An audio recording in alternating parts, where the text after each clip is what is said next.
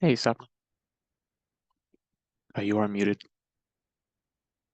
Oh, There we go. I knew at least one person will have to do this. I might as well be the one Mhm. to be the one starting off muted. Hi, Ed. How are you? I had it on mute. I'm good. How are you? Hi, how are you doing, Ed?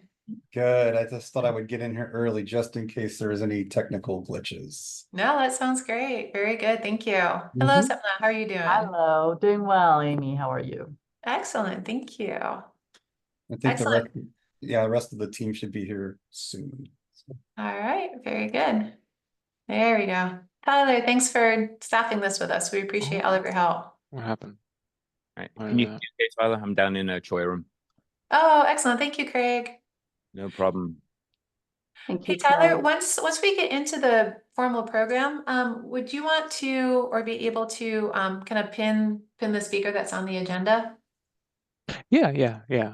I can do Okay. that once I find here it is. Okay. That would be wonderful. Thank you. And Tyler, you'll be the one advancing the slides, right? Not Craig. Yes. Mhm. Okay, great. And Ed, Mhm. if you have your slides lined up, perhaps we can test your screen sharing. Yes. Let me make Ed. In a moment, let me go run and go grab the other people really quick, okay? I'll be right back and test. Okay. Thanks, Ed. No problem. Excellent. So by 9:15, we should be seeing Christina come in. 9:45, you mean? Yes, sorry, 9:45. We should have Christina joining us, Robert, Ed. Not Eric. Can you make a Choi room a co-host, please, Tyler? Yeah. All right. I'm gonna head back upstairs and jump in from my machine. Mhm. I'm gonna let Terry know to if anybody comes to the room to give me a buzz, and I'll come down and greet them and get them set up in here if somebody does show up in person. That Yeah. sounds great. And we should probably remove the video for the Choya room unless somebody comes in. Yeah, absolutely. Sounds good. Good morning, Lainey. How are you? Oh, you're on There mute. we go. Oh, I have set it to so that no one who is not a co-host can unmute themselves. Oh, can we So remove? Lainey, you should be able to unmute yourself now. Okay, perfect. There Thank we you. go, yeah. There we go. Good morning, Awesome. everyone. Okay. Thanks for fixing Good that. morning, Lainey. Thank you for stepping in. We appreciate it. I'm Sapna and this is Amy. Nice to meet you. Nice to meet you both. And then Tyler is our colleague at MAG who's working with us, the Zoom meeting. We're Yes. excited. It's going to be a great day. So Yes, it is. Thank you. Good morning, Mike. How are you doing? Oh, Tyler, can you make And, Mike a co-host as well, please? And Celeste is coming in as well. And Oh, she'll Mike, be yes. a co-host too. and Mike, you can unmute. There we go. Hey, Mike. Hey, how are you doing this morning? Doing all right. Thank you. Good. Excited Very for the good. event today. Yes. Morning, Us too. Celeste. How are you? Celeste, I've asked you to Great. Good morning, unmute. everybody. Okay, good. You've unmuted already. Fabulous. Just making sure mine's sharing. Yes. All right. And then I have got to share the other screen though. So I'm gonna stop sharing.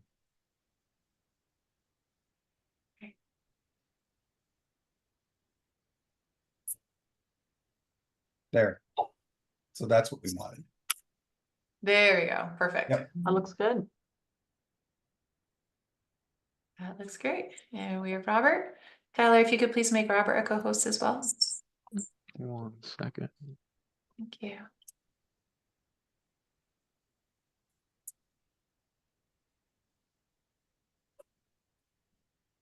And Mimi's joining. She'll need co-host.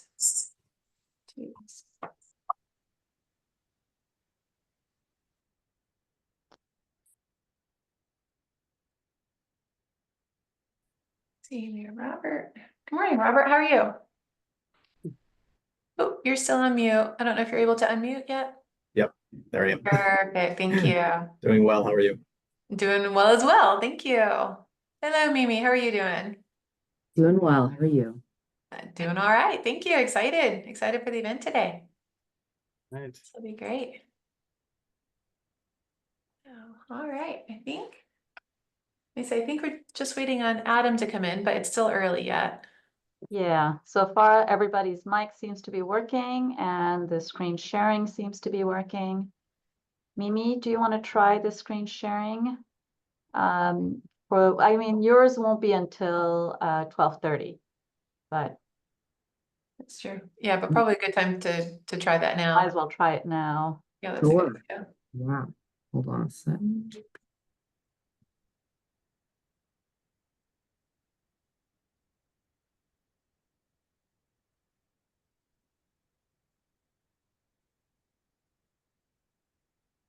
Oh. Well, that's a meeting invite. Do you want to try sharing the presentation? Oh, I thought you were just making sure that the screen Oh. share is working. No, you want me to pull up the presentation? Yeah, that'd be great. Thanks. I just want to make Yeah. sure it's looking okay. Sure. Thank Give me you. 30 seconds to pull it up. Perfect. Thanks. That sounds good.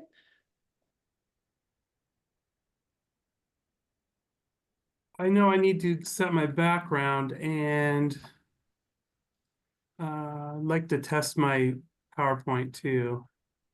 That sounds great. Please do. And Robert, can you get your background on, please? I am trying to set it. The file that I sent all of you guys that seems to be working for you is not working for me. Oh, Okay, that's why we have Ed. He's on his way over. Okay, good. Oops. Second here.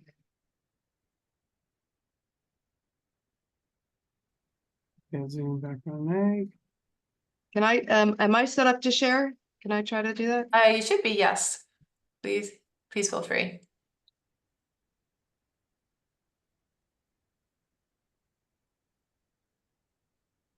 I don't think I am.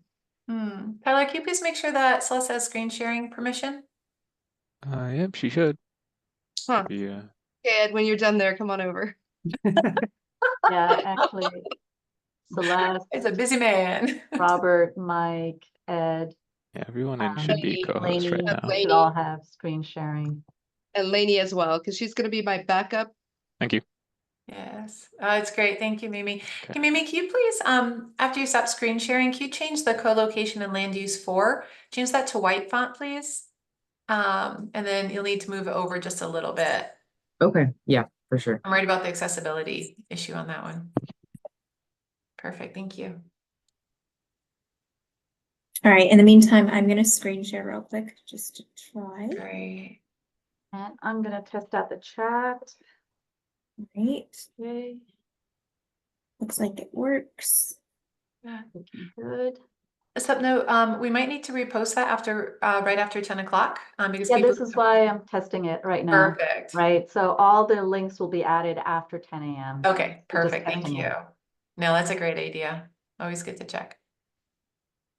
Did you admit me, Tyler, or was the waiting room open? Someone else probably admitted you. Okay. Because I do have the waiting room open. Okay, because I came straight in. Did somebody admit me? I might have. Okay, because I know. came straight in. The way I bypassed the meeting room. Let me drop out and I'll come back in again just to make sure. Yeah. Okay, that sounds great. Ed, Thank you. are you able to come over here to help me, please? Thank you.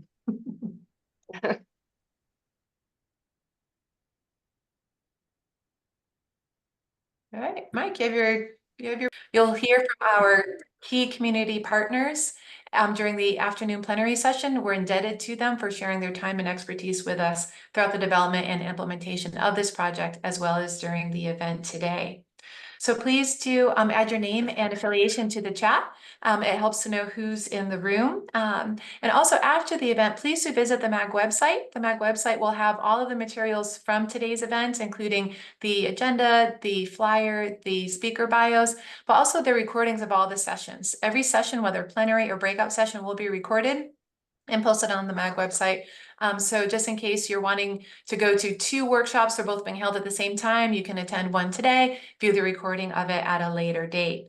Also on the MAG website, we'll have the post-event survey. If you could please take a few moments to complete that survey, that would be a great assistance to us as we plan future events. There will also be the request form. This program is really aimed at providing technical assistance to local and tribal governments so they can build and preserve housing that's affordable for their residents. That request form is open and available right now and will remain available to you for the next month. So September 13th, that application process will close. We'll have a team review the requests and then prioritize the requests within our budget existing right now of $360,000.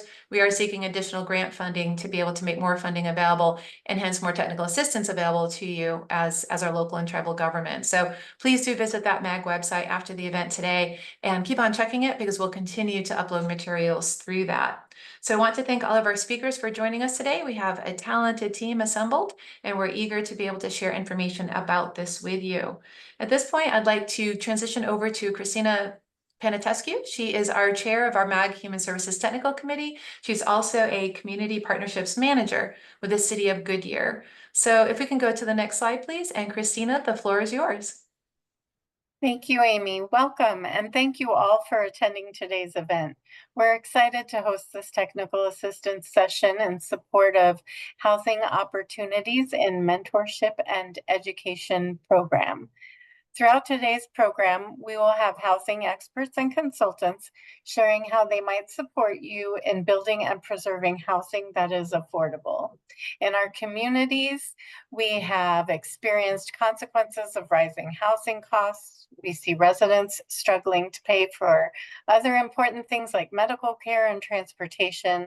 We see people, particularly older adults, who can no longer afford to live in their homes. And we see people like young families not able to achieve the American dream of owning a home. In our jobs, we have experienced the challenge of responding to these needs of our residents. Local and tribal governments in our region and far beyond are grappling with the complexities of putting more housing within reach. We're looking for solutions. We're faced with limited resources and time, but we are adapting and innovating. The purpose of today's event is to support you in adapting and innovating to find solutions. Thanks to the philanthropic funding, MAG is able to provide free, customized technical assistance to local and tribal governments. Working together, we identified the need for more housing through the development of the Pathways Home, the Regional Homelessness Action Plan for local and tribal governments. We identified the topics for technical assistance, and starting today, we'll be able to request that support through this program. The speakers represent some of the region's foremost experts in housing. During the afternoon plenary session, we'll hear from the Arizona Community Foundation, League of Arizona Cities and Towns, LISC, and the Vitalist Health Foundation. In both the morning and afternoon breakout sessions, the talented team from Matrix Design Group will share their expertise that will be available through the program. We encourage you to share your questions and ideas throughout the event today. Please consider how the assistance available through this program can help you make housing more available to your residents. Sapna joins us next to discuss the program in more detail. Thank you so much, Christina. And thank you everybody who joined us. We're really excited to see you here today and to share the program and what it offers with you. So in terms of background of the project, Amy and Christina have already talked about that. I'll just go over the fact that we are very grateful for JP Morgan Chase's foundation for this project. And we'll also discuss the technical assistance topics and how to request a technical assistance. We're launching the request for technical assistance today. And I have already put that in the chat, but there's a few more people who've joined us since then. So you will see in the chat right now a link to the site that both Amy and Christina mentioned. That site has also the bios for the speakers and the agenda for today. Next slide, please. Thank you.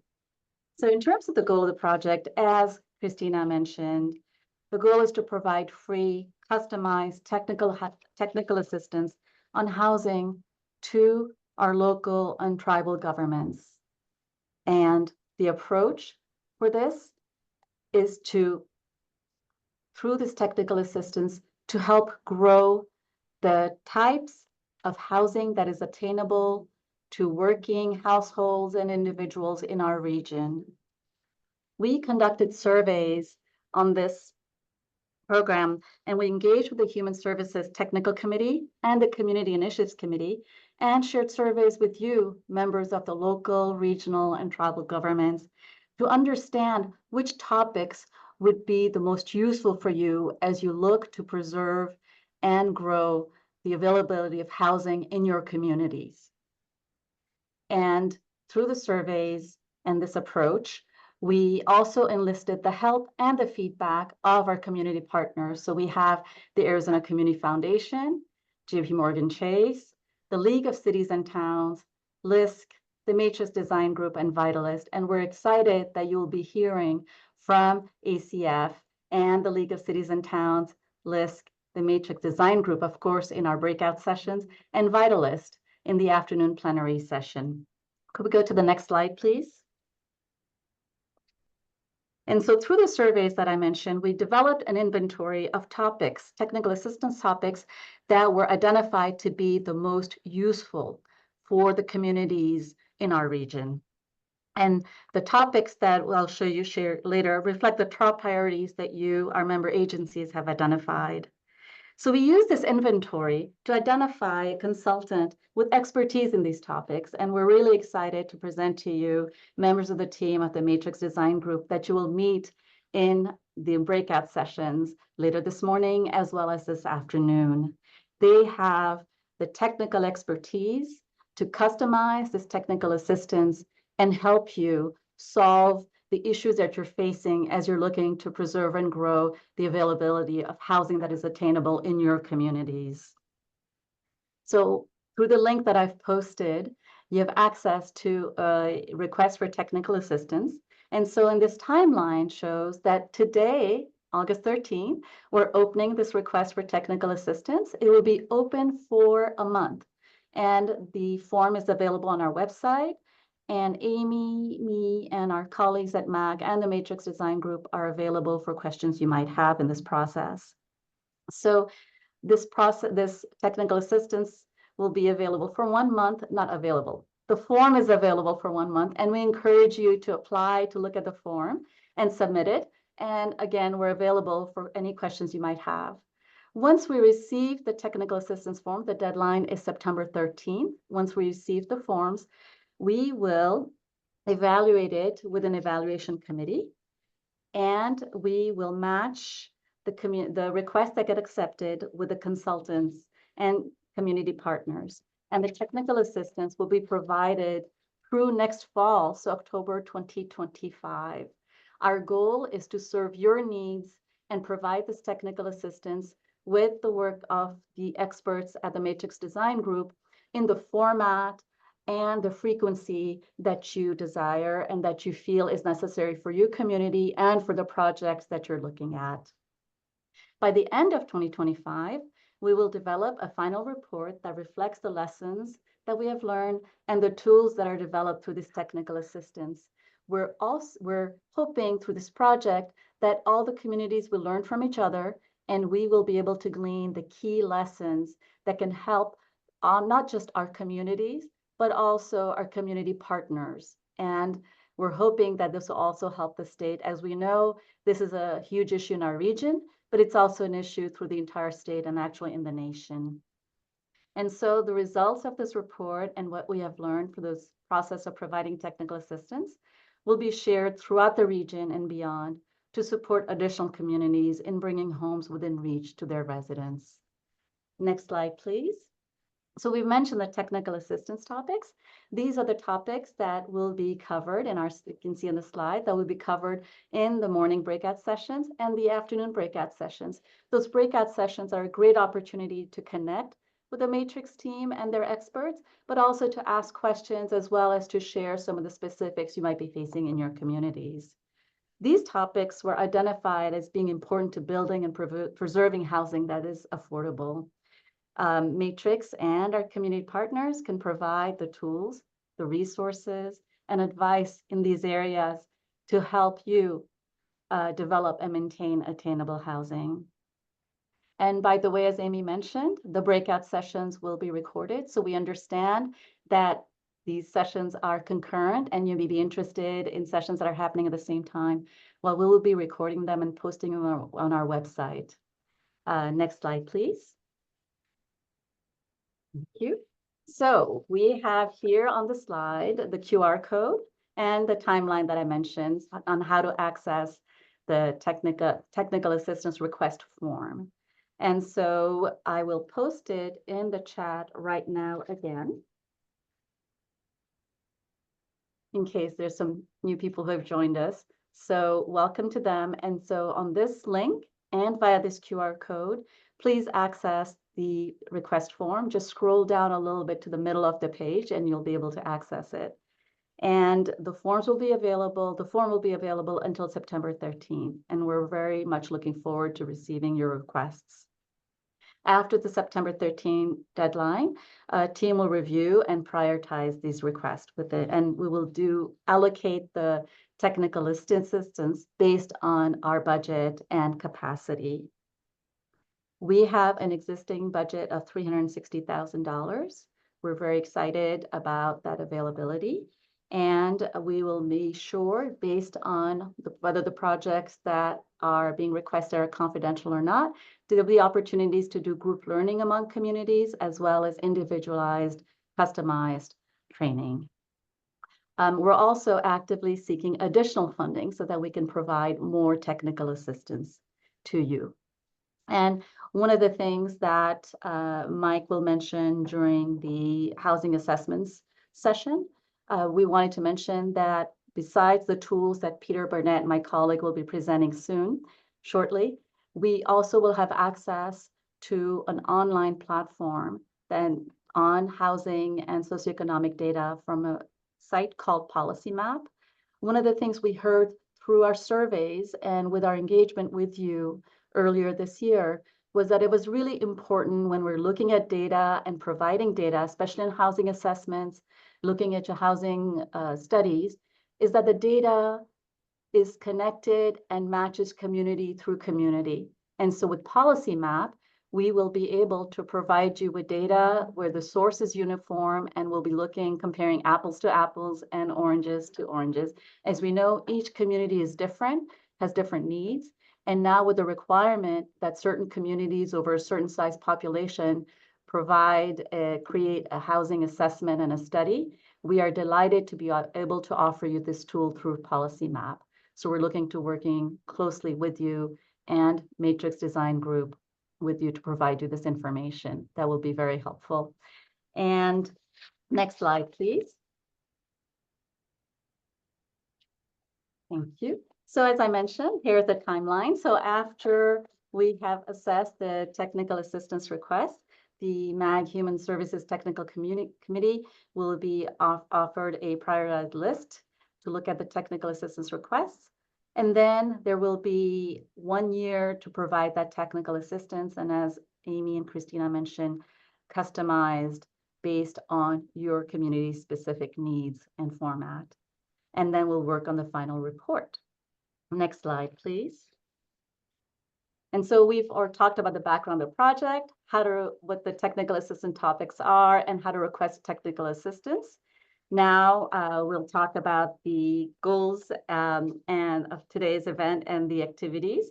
So our goal today is to feature the expertise of both our community partners and the Matrix Design Group and our resources here at MAG that Peter will be discussing.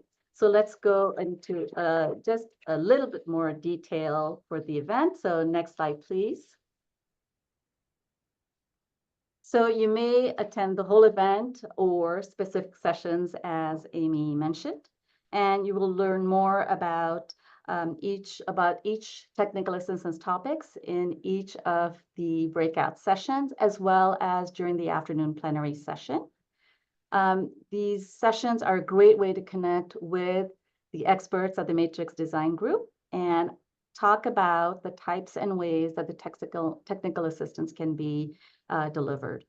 And the goal of the technical assistance, again, is to identify the ways that your community can grow the availability of housing for its residents, whether it's through preserving or developing additional housing or both.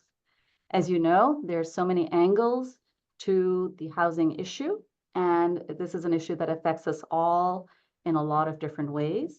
And we hope that these different technical assistance topics will be useful. We also have an afternoon plenary session that will feature speakers from the Arizona Community Foundation, Amber Starr, and Terry Bonelli from LISC, Renee Guillen from League of Arizona Cities and Town, and Gabe Jaimillo from the Vitalist Health Foundation. And finally, it is my pleasure to introduce my colleague, Peter Burnett. Next slide, please. Peter is a program manager at MAG. He's been at MAG since 2001, and we're excited for Peter's talk. He will present the different ways how you can access the key data on the region's socioeconomic, demographics, housing, and so much more. And you can learn more about Peter from the bio document that is available to the link I've posted on the chat. We're really excited about Peter's talk, and it is my pleasure to welcome him. Thank you, Peter. Take it away. Great. Thank you, Sapna. Let's see, allow multiple sharing. Yep. Okay, Sapna, can you confirm that you can see my screen before I get started? I sure can, Peter. Thank you. Perfect. Thank you. Thank you, Sapna, for the introduction. As she mentioned, I'm a program manager. My title here at MAG is Socioeconomic Research Program Manager. I work within the Regional Analytics Division at MAG, and I'm excited to show some of the tools we have. Some of you may be familiar with this, some of the tools I'm going to share, but the idea is working in regional analytics. We've got a lot of data that supports a lot of different programs. Our primary purpose, starting out with this data, was to support our socioeconomic projections and the model that goes along with those projections. What we found, though, years and years ago, she mentioned I started working here in 2001, we found that this data was so much more useful in a lot of different ways, than more than just the projections, which are important. But over the years, we've turned the data into to make it usable for everyone. We found we were getting a lot of requests for data, and so we said, let's start making the tools and data available online. If anybody's worked with census data, for example, you know that it's not always easy to grab and put together. We've put together the data and tools in a useful and meaningful way, hopefully to make it easier for everybody to use and access. So I'm going to show some tools and data that hopefully is relevant to technical assistance for housing. A lot of it might not be directly, let's say that it's housing, but it's associated with housing, such as population, income, etc. So as you can see here, we're just on the main, our main MAG website. I wanted to show you how to get to our tools. There's a couple ways to get to it. The main one on the main MAG website is to go to Maps and Data. I'm just going to click on that. Another easy way is to just say, if you like shortcuts, is to say data.azmag.gov. and it'll take you to the same page. Likewise, if you wanted to get to our interactive maps, you could type it in maps.azmag.gov and it'll take you to our map section. But I'll just go back to, again, the main MAG website, maps and data, and then this will also get you to the interactive maps right here. So it's easy. We've got several different ways to get to it. Before I proceed, I do want to mention I'm going to be moving somewhat fast through this. Amy's going to be monitoring the chat for questions, and she'll determine if something should be interrupted. So Amy, go ahead and let me know. Likewise, if I'm bouncing around quickly, it might be relevant to ask a question right then. Feel free to unmute and just say, hey, well, how did you get to that? Or how did you do that? One thing I should point out is, going over this data and the dashboards and viewers we actually have formal training for this data that's free, available to anybody. It's normally about 3 hours training. I'm going to condense a lot of that into 30 minutes. So I'm going to move fairly fast. But again, that training is available on this Maps and Data site. You can access it here and click reserve a spot today. And these are the dates that we have upcoming to sign up for that training and workshops. There's a link for it here to sign up for training and so forth. Another way to access that is if you were on the Interactive Maps site, scroll down to the bottom, and then there's also the sign up for training link right here as well. And then it'll take you to the same page. So we've got a little bit of duplication on how to get to things, but that makes it easier for you to get to that training. Okay, so what I'd like to start with is particularly our map viewers and the demographic viewer. And like I said, some of you may be familiar with this. I click on Interactive Maps, and I'm going to click on this Arizona Demographics map viewer. And so it's going to load for the state of Arizona the census data. We've got the data that we use on here is the Census American Community Survey. The latest data available as of December of last year is the 5-year 2018 to 2022 5-year estimates. And I'm just going to give a brief tutorial on how to use some of these tools, how to access the data, what data is available. Some of this data might be broad, it might be useful for you, but as I'm giving this presentation, you might have some ideas and saying, hey, it almost gives me what I want, but not quite exactly. Feel free to reach out to us. I'll give my contact information at the end. And if you have more specific needs that these viewers and dashboards aren't giving you, reach out to us and we'll see if we can help you or at least point you in the right direction to get what you need with the associated data. So I'm just going to zoom in. I'm going to focus our time on Maricopa County today. As you can see here, this is the census data. It is focused, this particular map is population. It gives the thematic map and the different breakdowns, higher density population in the darker colors. If you click on the maps on the left, you'll see the different census topics that we have available. Right now it's showing population. But if you wanted to see, for example, education attainment, you want to see percent of population with bachelor's degrees, for example, it'll show the map, it'll show the different ranges and what percentages of people in those areas might have bachelor's degrees. Likewise, we have data on race and ethnicity. There might be percent Hispanic that we are focusing on for your studies on housing and so forth. There is data on ability to speak English. What is your veteran status? Households, this is household population, number of households per square mile. If I click on that, you'll see the legend changes on the fly. Also household income. You can click on the different range, median household income in dollars, and that'll split out the different ranges as well. In particular for this training session today, we are looking at housing, total housing units, median value, median rent. Something I should point out with I'm going to get into sales and rent data in a little bit that's more relevant to today. The census data being 2022, you have to keep it in mind as you look at values and rent that it is from the 2022 data, and here we are in 2024. So percent occupied housing units, percent vacant units, what does the vacancy rate look like around the region, and so forth. And then we also have vehicles available and technology access. If you don't like the legend with if 5 categories is too many or too few, you can change that from 3 to 9.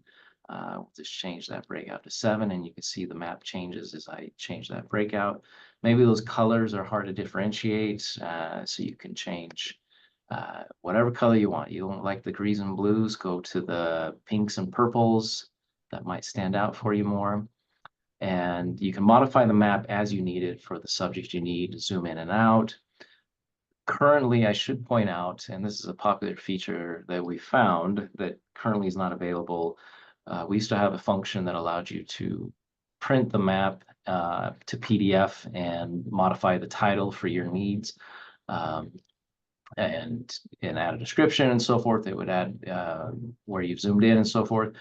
Problem is we changed servers recently. We are working to bring that functionality back, but we're having to recreate that tool because it broke when we changed the server. So we are working on that in case you were wondering. So that's the different map modification. If you wanted to see different layers in the map, actually, I'm gonna go back to the greens and blues. It's kind of my preference there. We'll keep that on vacant housing, vacancy rate at the moment. You can change, we have different layers that you can turn on and off. If you need to know information about those, you can hover over the information icon. You can turn on things like zip code, city boundaries, which would be the places, and these are incorporated areas. So it's a little hard to see in this format with just the lines, but you can also click on an area and it'll show the county. So I need to turn off the county. And it should then, once you select that, then you can see the boundary more clearly, for example, Glendale all around. So that is a way to turn layers on and off. We'll turn on, let's keep census tracts on for the moment. So a big, powerful part of this tool is the reporting and the summary of reports. We do have standard canned reports. If you wanted to select, the easiest one to select, and for this purpose in examples, is by place. And then you can select a place, and let's go select, let's select Maricopa down in Pinal County. I saw Rudy was on here, so I'll do that for him.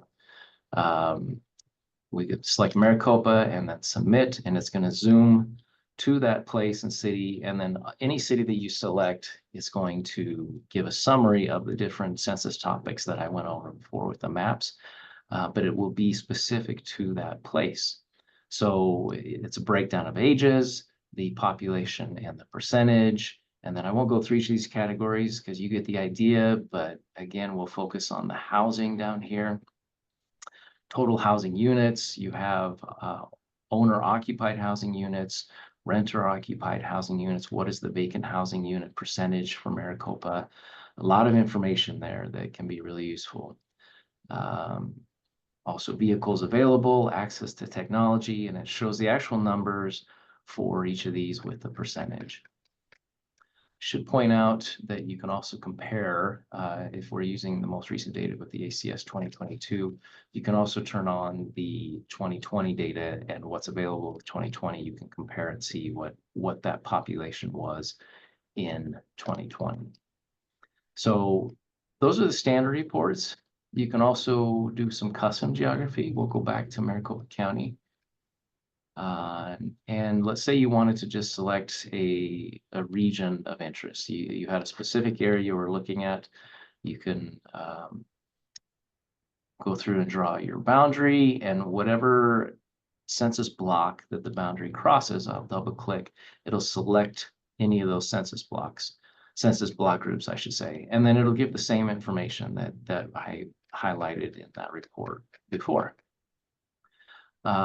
If you can also do a quarter of inches, just a square. You can select a point and a buffer. If I was to select a point, you can say buffer selection. You can select the miles and say, so I click the point here, and if it worked, that would be great. So I'm going to make a note of that for the developers.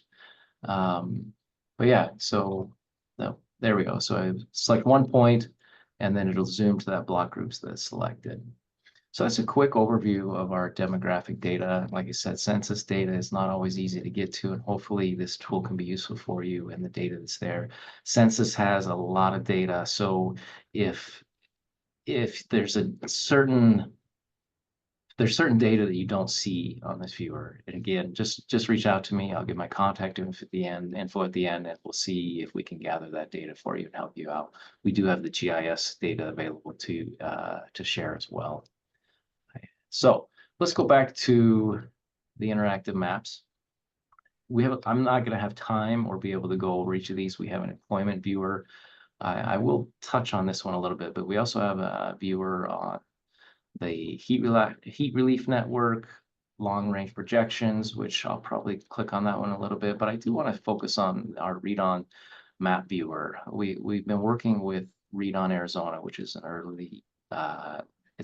early literacy program initiative, and they've contracted with us to show a lot of that census data that I was talking about, but also schools data.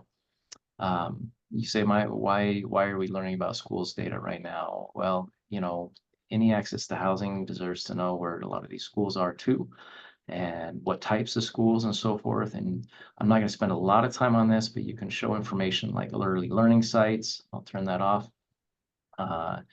This focuses mostly on K-3, and you can see where all these schools are. The district schools and the charter schools. You can see what letter grades the school has, how are they doing, what are their math assessments. Along with those schools, you can look at key topics such as chronic absences, district level assessments. You can also combine the census data, the demographics that I was talking about, with the schools. So you can show the schools on top with a lot of the similar census data that you can see over to the left, such as family income, families in poverty, household income, etc.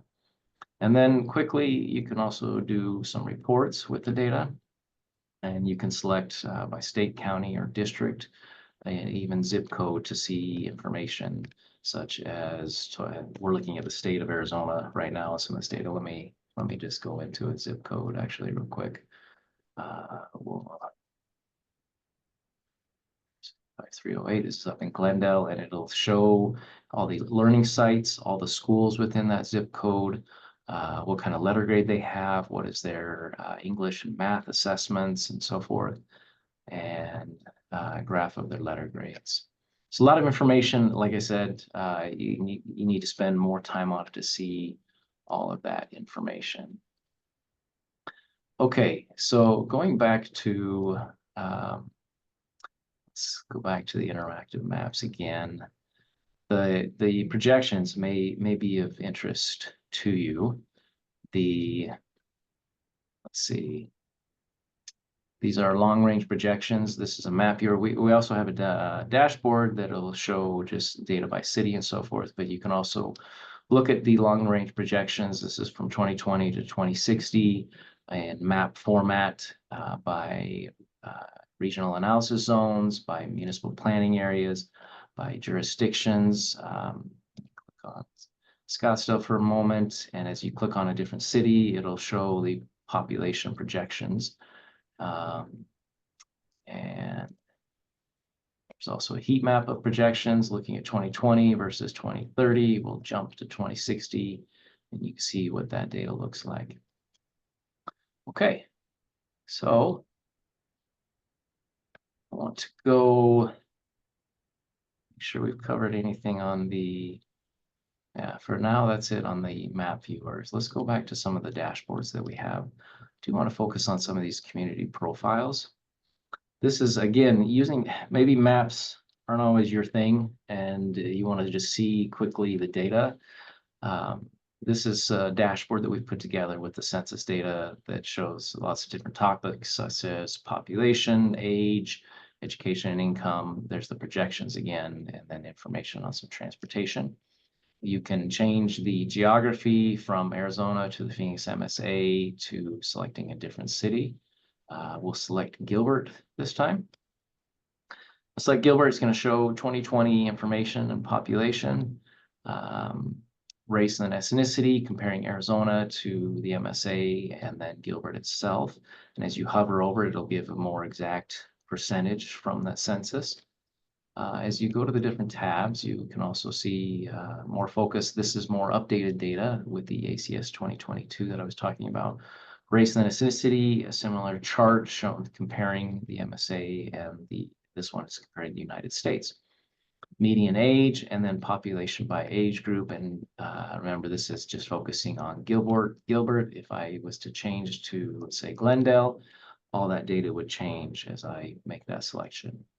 So education and income, it shows information, different information. Again, this is coming from the census at ACS, comparing Glendale to Arizona and the US again. What is the median income, household income for the city? What is the poverty rate? What is the education attainment? So you can see, while the tables that are produced from the maps have a lot of information, this can show you a different way with the charts and tables. And help you to see it more at a glance. So the projections, I mentioned the long range projections focusing on Glendale. What are the projected population on a line graph showing population and also jobs. So population and employment, what it's going to look like for the city. So, and then finally, transportation. This data comes from also the ACS and showing modes, how many vehicles you have, and then modes of travel to work as well. Work from home, drive alone, carpool, etc. Okay. And I'm going to hold off on I'll come back to the commuting workforce in just a minute, but I wanted to make sure we had time to look at the housing dashboard that we have, Housing Data Explorer. The Housing Data Explorer, this data is updated through June of this year, and it shows information related to what you'd be interested in with housing. Maricopa Association of Governments has been collecting residential completion data since 1990, and a lot of you that may work for the cities know that you provide this data to us, and we're thankful for your help with that. So it just shows trends. We're showing since 2000 the trends of housing completions. You can see the housing crash in 2008 where things stopped building and going down, but there's been making a recovery in building these homes. And this is homes, single family homes, mobile homes, apartments, townhomes, etc. What's interesting though is to see the percentage of apartments and multifamily really growing in the region. This accounts for about 38% of all housing completions is multifamily, but it follows a similar pattern, but really been exploding in recent years. This is the vacancy rate for Maricopa County. I'll click on that so you can see that a little bit better. It shows the total vacancy versus the non-seasonal vacancy rates. And then we also collect data from the Arizona Multiple Listing Service, and they share that data with us, and we have information on median sales prices year over year. This is the most current year through May versus the gray line, what it was last year. Inventory of homes on the market. Inventory has gone up from where it was a year ago. Average days on the market. This is an interesting graph that we update, a map that we update regularly. 26% of housing stock in the region is either seasonal or investor owned, and the blue area is investors outside of Arizona, and then the red is internationally investor owned. The next two charts that I wanted to show you is data on sales transaction and what's happening with the prices. This is sales transactions for homes, this first one. You see any homes, the dark blue is the homes that were under 200,000, and it's almost non-existent at this point in 2024. You can see there's a little bit left. There's a very small percentage of homes that, if we're talking any sense of housing and affordability, this really tells a story here. Likewise, if you're looking at apartment rent, this is data for apartments with 50 or more units. Under 500 is non-existent at this point. It has been for the last several years. You can see the range between 1,500 and 2,000 is stabilizing at this point, along with 1,000 and 1,500. Those are about equal in that share. And finally, looking at multifamily, you can see price per square foot. Obviously, we all know rent has been going up, and that makes it a little difficult for a lot of people. I'll talk about cost burden in a second. But the green line is apartments since 2018. It makes sense that newer apartments, they're newer amenities and so forth, their price per square foot is higher than everything else. So a lot of things that we look at is cost burden households. This particular map shows households that pay more than 50% of their income on housing. And you can see where that density is on the map, and the number highlighting some of the higher areas there as well. We also look at data with the census on areas that spend more than 30%, which is kind of the standard for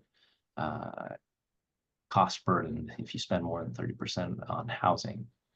And the last couple graphs here, this is, so we showed the map. This one is showing just the graph, all households, owner households and multifamily households spending 50% or more of income on their housing. And this last chart here is showing evictions. As you can see, it's been climbing over the last several years. The data right now that we have is currently through 2023. The data that we have, this is specific to where some of the eviction, I should say, some of the evictions data has been blocked or not able to be shared. And so we only share what's been made available to us, but you can see the pattern that it's following. Okay, so that's the overall housing update. We also have some charts for sales, for example. I'm going to select a city just to focus on different things here. Let's go back to, let's say, Gilbert again, and then it'll show median sales prices in Gilbert. Overall, single family, just by type, by housing type. And if you hover over, it is interactive. So if you hover over the lines, you can see specific data and date for as you hover over those. I'm not going to talk about this. We already talked about price trends overall, but this is focusing just on Gilbert. So you can, again, if you're wanting to focus on a certain city, select it. Instead of just seeing the county, you can see what's happening with the price trends on sales. And the same graph will be in there for the apartment rent as well. And then it's broken down median sales price comparison for each city. The rent data, median rent in Gilbert by size of the apartments. Like I mentioned, apartment rent trends in Gilbert, they haven't had under 500 in a while there. And then the same thing, median rent comparison by city. The evictions data that I mentioned before, now you can focus in on Gilbert instead of just the overall county. And then here's the by city monthly evictions for 2023. So, and again, we're only showing where location information was given to us and not sealed. And then just a couple of quick charts on cost burden households comparing Gilbert to Maricopa County. The green is those paying more than 30% of their income, and then the blue is paying more than 50% of their income. So that covers the dashboard. I want to go back to I want to show you real quick the commute and workforce information we have. We have created these commute shed reports, which might give some information on more for cities or the region. I'll show you what I'm talking about here in a second. So like, for example, if I select Phoenix, it has the report repeats. It's a 2-page report around an intersection that we have. So like this one is around 59th Avenue and I-10. You can see the star right here, and it gives a lot of information shows where the employers are within 30 minutes of that point that we've selected. It shows who the top employers are, what are the top industries within that 30 minutes, what are the worker commute flows, and what are the occupations and education level. And it's a quick, easy, canned report if you're interested in a certain area, what is going on economic wise for that area. So, and then I also want to show we do create some maps that show where people live and where do they go to work and so forth. So for example, in Avondale, if I click on this map, live in, so people living in Avondale, where do they go to work? This shows a concentration map of that information. You can see a high concentration do stay in Avondale, but a lot travel to Phoenix. And you say, well, why are we talking about all this? This is important for housing. People need to know what types of commutes they're going to be having based on where they live and so forth. The opposite side of it is where people working in Avondale live. So as far as jobs in Avondale, how far are they pulling? That purple line is what we call the catchment area, and that's gathering about 80% of the people that work there live within that purple line. So again, I'm going through a lot of these tools very quick, but I thought they might be of interest to you. And let's see here. want to touch finally on, again, the long range projections and population and housing estimates. So I showed you the map that we had before, but you can also get information on this, more of a dashboard view and information. You can select different. So again, this data is repeated in the housing dashboard that I showed you before, but it's also repeated here. So we make it easy for you to find. We'll say El Mirage, what is their population employment, but there's also a full report if you wanted to. I'll click on that. And this is a 40-page report that shows information on the municipal planning areas and what their population and employment is over those years. And population estimates. So the census, I should say, census releases population estimates every year. MAG does as well. MAG releases them at the end of the year. The census releases them usually in May. We'll use the census estimates a lot for information, but we need a in-between information between the estimates for when census releases. And so this will show information on housing estimates by city, housing and population estimates. If you needed a full report, you click on this and it'll show by city the population and housing estimates a little more detail. And also if you're interested in the methodology on how we put those estimates together. So, and with that, I'm going to, there we go.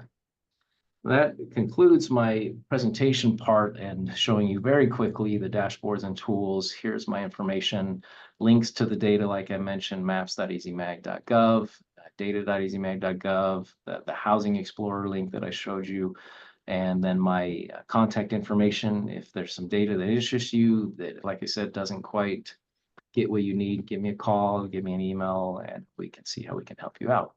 So with that, I will conclude the presentation part of my presentation and answer any questions that you might have.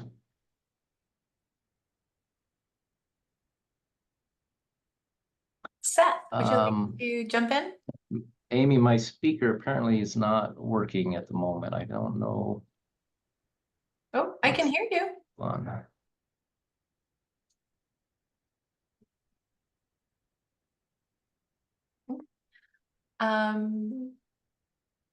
To keep this moving, Seth.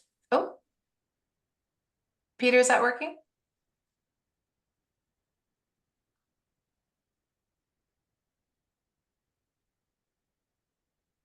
We can't hear you now, Peter. Okay, how about now? Can you hear me? Okay, now? Yes, we can hear you now. Thank you. And I can hear you. My speaker seems, I don't know what happened, but it's working now. I apologize. Okay, perfect. And Tyler, can you please flip the switch to give everyone the permission to unmute, please? And Seth, do you want to try unmuting again? There you go. All right. Good morning. Thank you, Peter, for the great presentation. Just a quick question about the customizing data. So we run a community action program. We serve multiple cities. Could we hit a couple buttons to pull a specified region instead of just one city, or should we just pull per city and then kind of do our own back end stuff?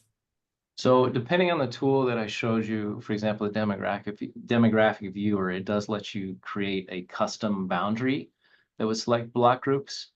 However, if it's a little more complex, you'd probably need to reach out to me and say, hey, can you run that data for this boundary? We do that a lot, and that wouldn't be a problem. Thank you. Sounds good. Sure. Yeah.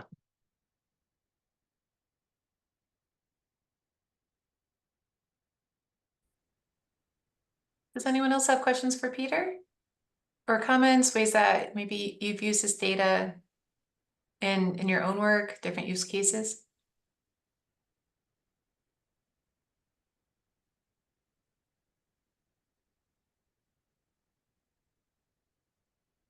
Okay. Peter, do you have anything else to share? No, just reiterating that we're here to help, and if we can clarify any of that information, show you a little bit more, sign up for that free training. It goes into a lot more detail. They also run through some exercises. So like Seth said, hey, can I can I do more of a boundary that I need? That training will go through and show you exactly how to do that and how to get the boundaries that you need. A little bit different customization, but they do run through exercises in that training. Thank you very much. And Peter, you have lots of kudos in the chat. People are thankful for your presentation, saying great presentation. We've added the link to sign up for training. Thank you, Sapna, for doing that. And also, Peter, we've added your email address. So I imagine you'll have lots of outreach after this. And for all of our attendees today, please do feel free to reach out to Peter. He and his team are really responsive and very, very good at what they do. It was important for us to be able to let you know about the resources that are already available at MAG on an ongoing basis. We don't want to duplicate efforts through this technical assistance program. So as we receive those requests for assistance, Peter and his team will be part of the evaluation review process. So they can let us know, hey, we can cover that just on an ongoing basis. And it doesn't necessarily need to go through this program or to be paid for by this program because it's already covered. So please let us know. It's important that we align with different efforts. So MAG already has a lot of resources in place to assist you. Policy Map will be an additional resource. MAG is paying for that subscription through this grant program. And so you don't have to. And so instead of each individual community signing up for themselves, we'll be able to cover that for the region and you'll be able to access those resources accordingly. And then Matrix can fill in their time and their talents where we have a gap. So if we don't currently have something available, they'll be able to jump in. We're also working with our community partners in the same way. The League of Arizona Cities and Towns, for example, already has a lot of model ordinances already in place, and they have more coming online. You'll be hearing more about those during the afternoon plenary session from Renee. So Peter, thank you so much. We're so thrilled that you're able to join us today. Thank you so much for sharing your time and your expertise with us. And Yes. Amy, I should mention one more thing, that Please. there were a lot of other topics in dashboards and viewers that I didn't cover because I don't know specifically how their housing project might relate and what other data sets they might need. So just explore that and see if some of that other data fits your projects. Absolutely. Thank you very much, Peter. I appreciate that. Tyler, can we please go to slide, I think 11 at this point, please? That shows the morning breakout sessions. One more slide, please. Thank you.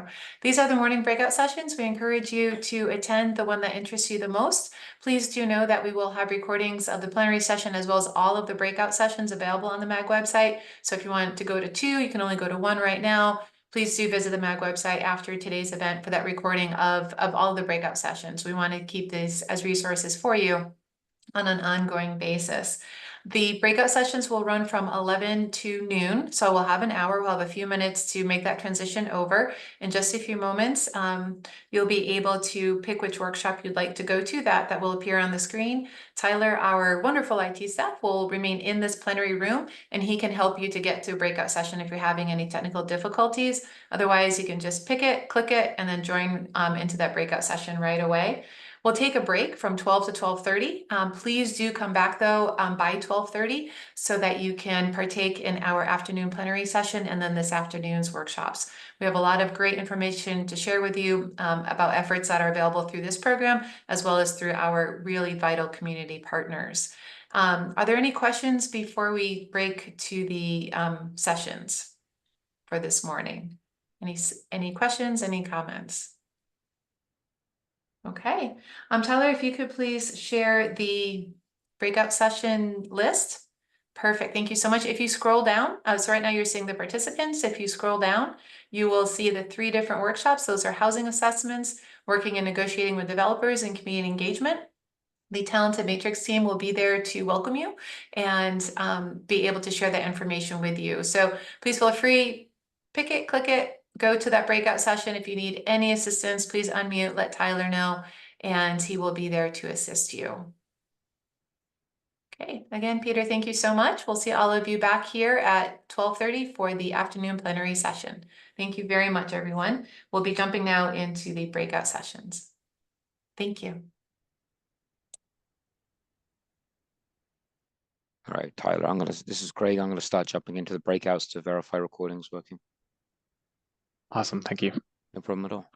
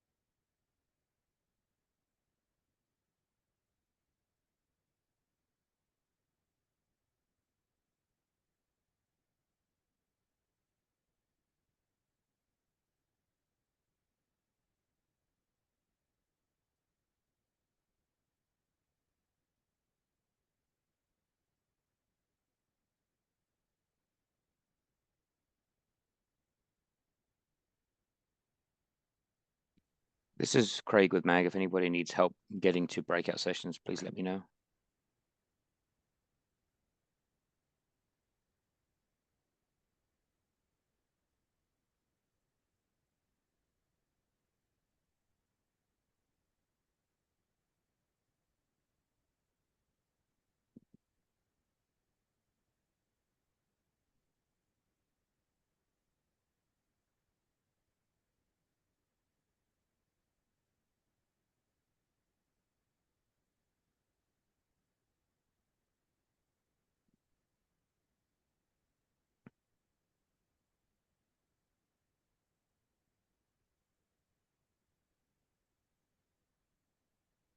Looks like we still have 4 people not in sessions. If you need help, please let me know and I can move you over.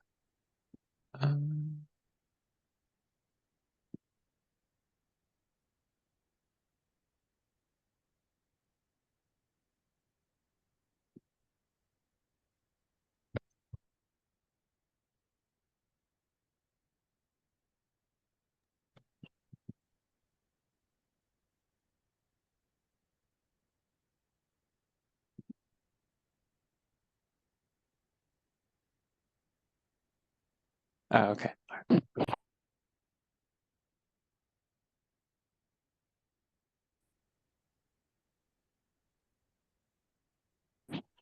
Everything fine in the other rooms? Yeah, everything's good. I've got 4 in the main session who have not joined breakouts. Yeah. Yeah. Some people are just AFK, I guess. Yeah. But it happens. All right. Okay. So, all right.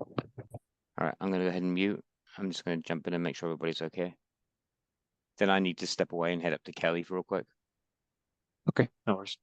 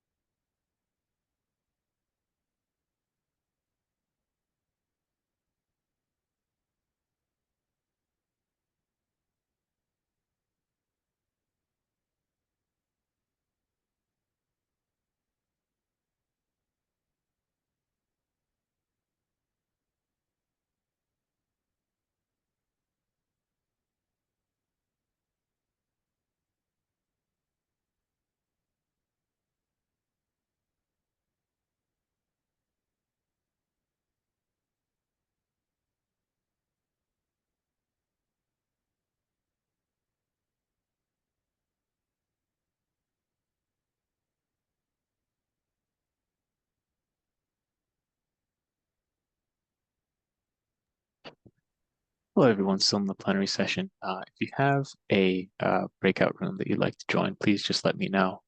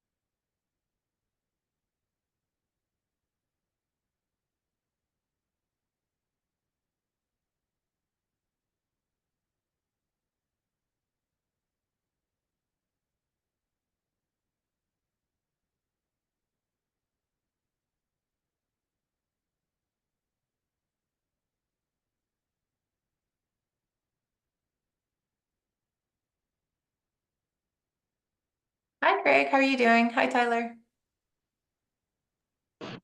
Hey. Hello. Um, the workshop that I was in, community engagement, has concluded. I'm not sure if the others have as well. We'll see you back at 12:15 to do the mic check with the plenary presentation for the afternoon. Is that good? Do you just want me to leave this the presentation up as it is?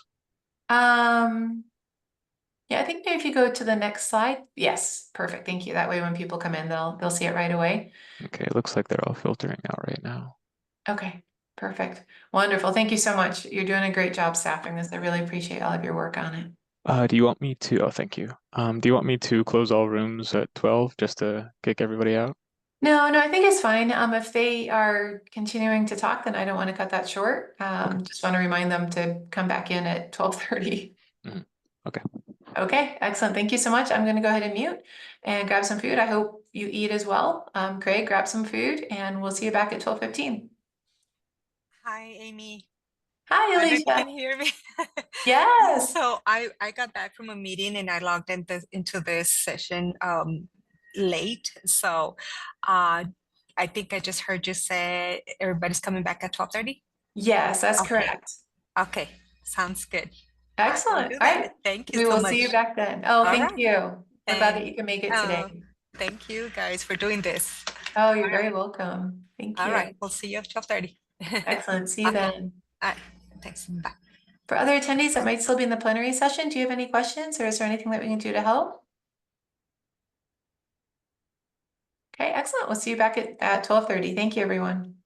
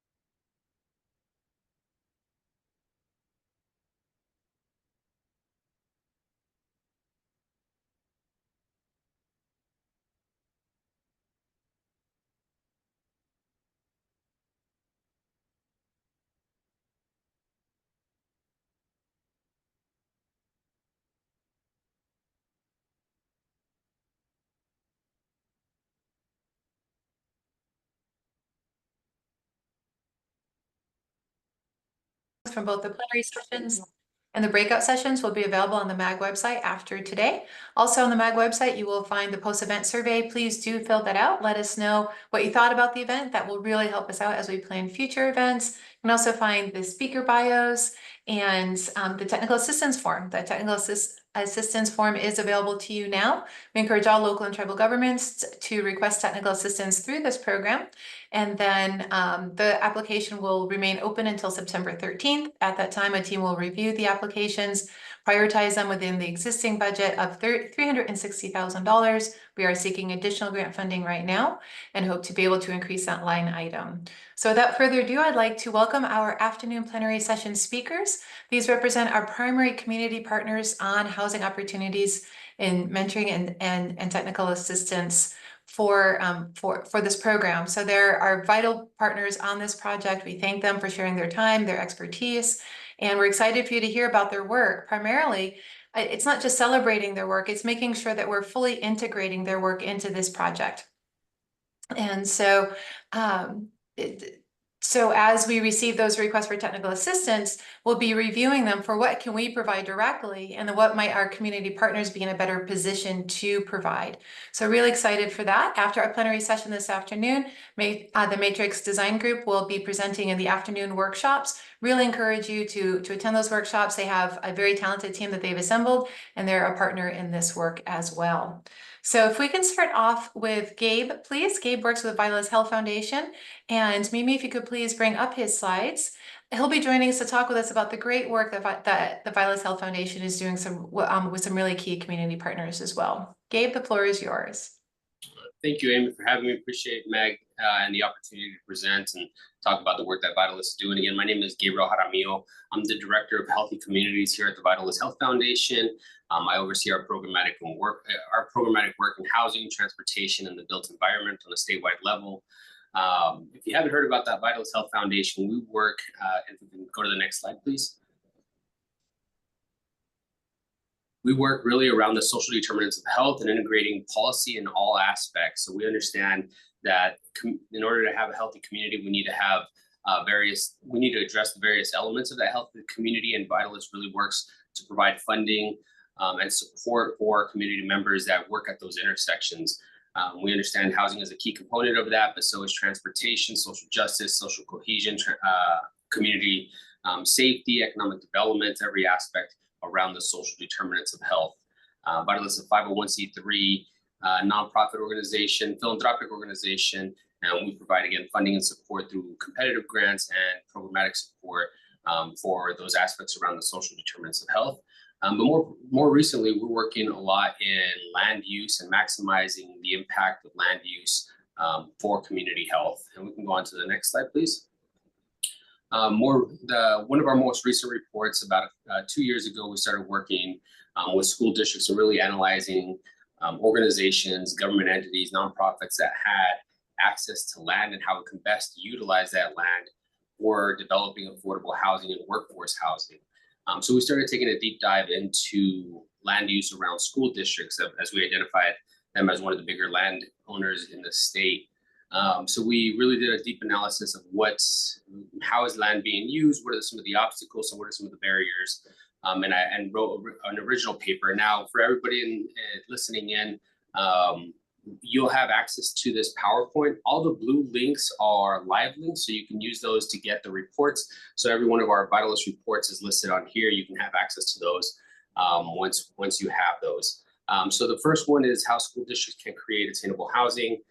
Again, doing that deep dive, identifying some of the legislative barriers, some of the physical barriers, whether it be zoning or financing, and how we can overcome some of those. As we were presenting this, we were approached by several organizations throughout Arizona, kind of highlighting some of the things that are already going on. So we wanted to categorize those or catalog those. And that came up with our second publication, our Promising Practices, which is that second link.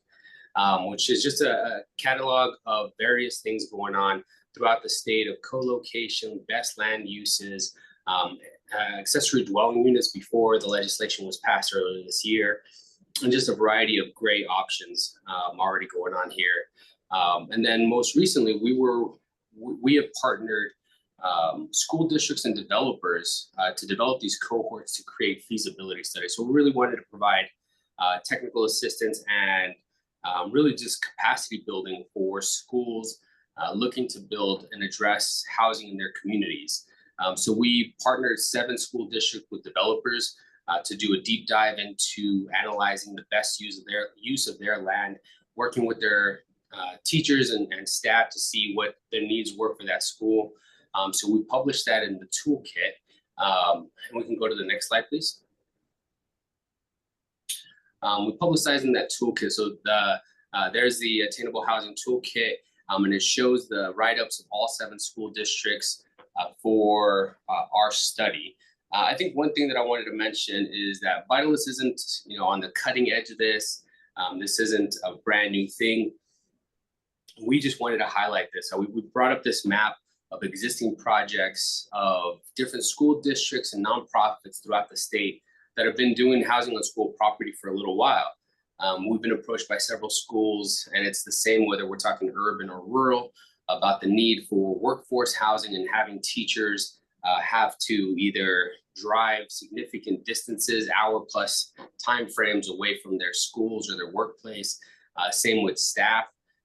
So schools are addressing this in some regard, but we wanted to make it a little bit easier for them to show how different models can work to either work through their leadership or find financing for these. But it was important for us to highlight those projects that already exist. Several of them are within tribal nations or within our rural school districts. It's easier for rural and tribal to build housing, but we found some ways to help our urban school districts address the same some of the same concerns. So we just wanted to make sure we highlighted that this isn't something new. Arizona's been doing this for a little while, and it's pretty cool. And these are some of the school districts that already do it. We'll go on to the next slide, please. So the importance of co-location. After we did the 7 studies with the school districts, we really started getting some feedback from municipalities, from nonprofit agencies, and then specifically from church groups or faith-based groups. So we started to look at what other national examples were there of co-location and how have co-located projects benefited the community and benefited from the multi-use facility. So we found several examples. Montgomery County, Maryland. We've seen Chicago use libraries and co-locate them with affordable housing. In fact, I believe Chicago made a statement that they're no longer going to be building a public facility without having or co-locating it with housing on that property. Again, Montgomery County used it for police station and fire departments, which sounds a little strange, but they were able to build, sound barriers and things of that nature. So they're co-locating those public services with affordable housing units alongside of them. Some examples of local ones is the City of Surprise is doing a multi-generational center where they're building a brand new center, community center, resource center for their community. And surrounding that, they're going to be looking at various populations, including senior housing and mixed income housing directly adjacent to that to kind of co-locate those with that opportunity to really evaluate their land use. So it's exciting to see how cities are looking at the maximized use of their land. We're also currently working on with a couple of federally qualified health clinics in the city of Phoenix and a couple of nonprofit organizations that are community development oriented. So they have services that they currently offer. Both of them happen to be on the light rail. So we're talking about the connectivity aspect of transportation coupled with accessibility to affordable housing and services.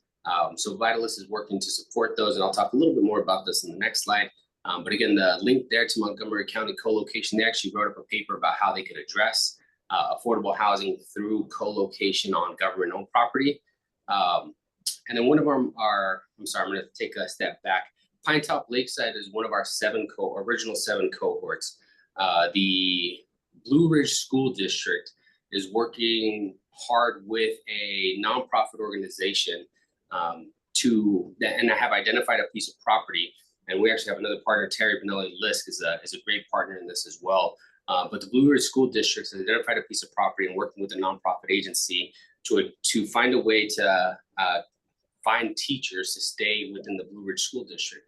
So using their property, they're going to be building 6 teacher housing units on that property.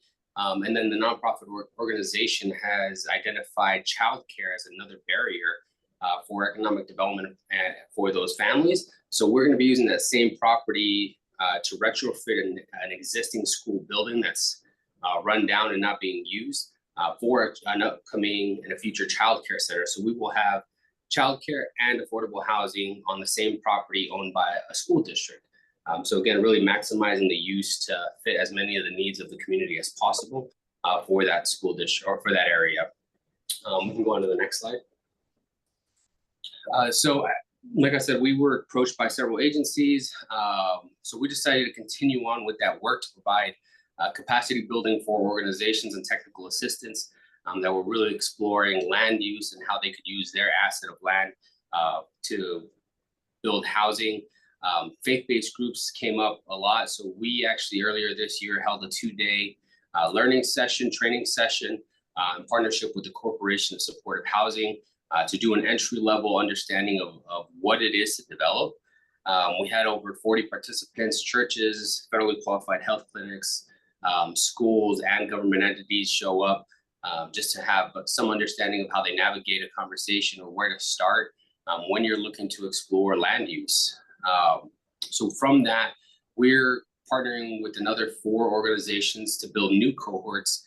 So Vitalist is providing support both for the nonprofit agency, faith-based group, or nonprofit in this case, and partnering them and hiring a consultant, an expert in housing for these organizations to go through that process of feasibility to understand what it would take to fund a project, what the appropriate zoning would be, what would fit as far as number of units, what the affordability ranges are, and things of that nature. So those cohorts at the bottom there are our current 4 cohorts.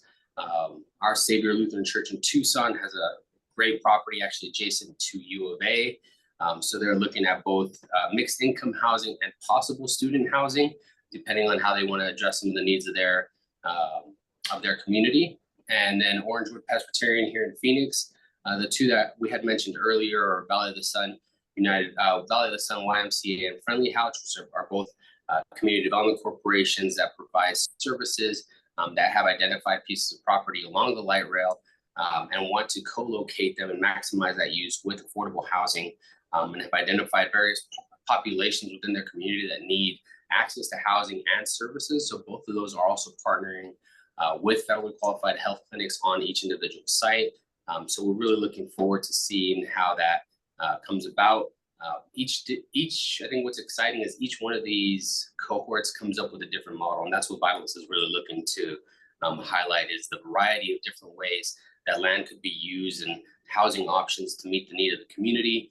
Each one of our housing and school properties is different. Each one of these 4 cohorts is going to be different, and we're hoping to line up another 4 cohorts before the end of the year as well to continue providing that support. We'll go on to the next slide.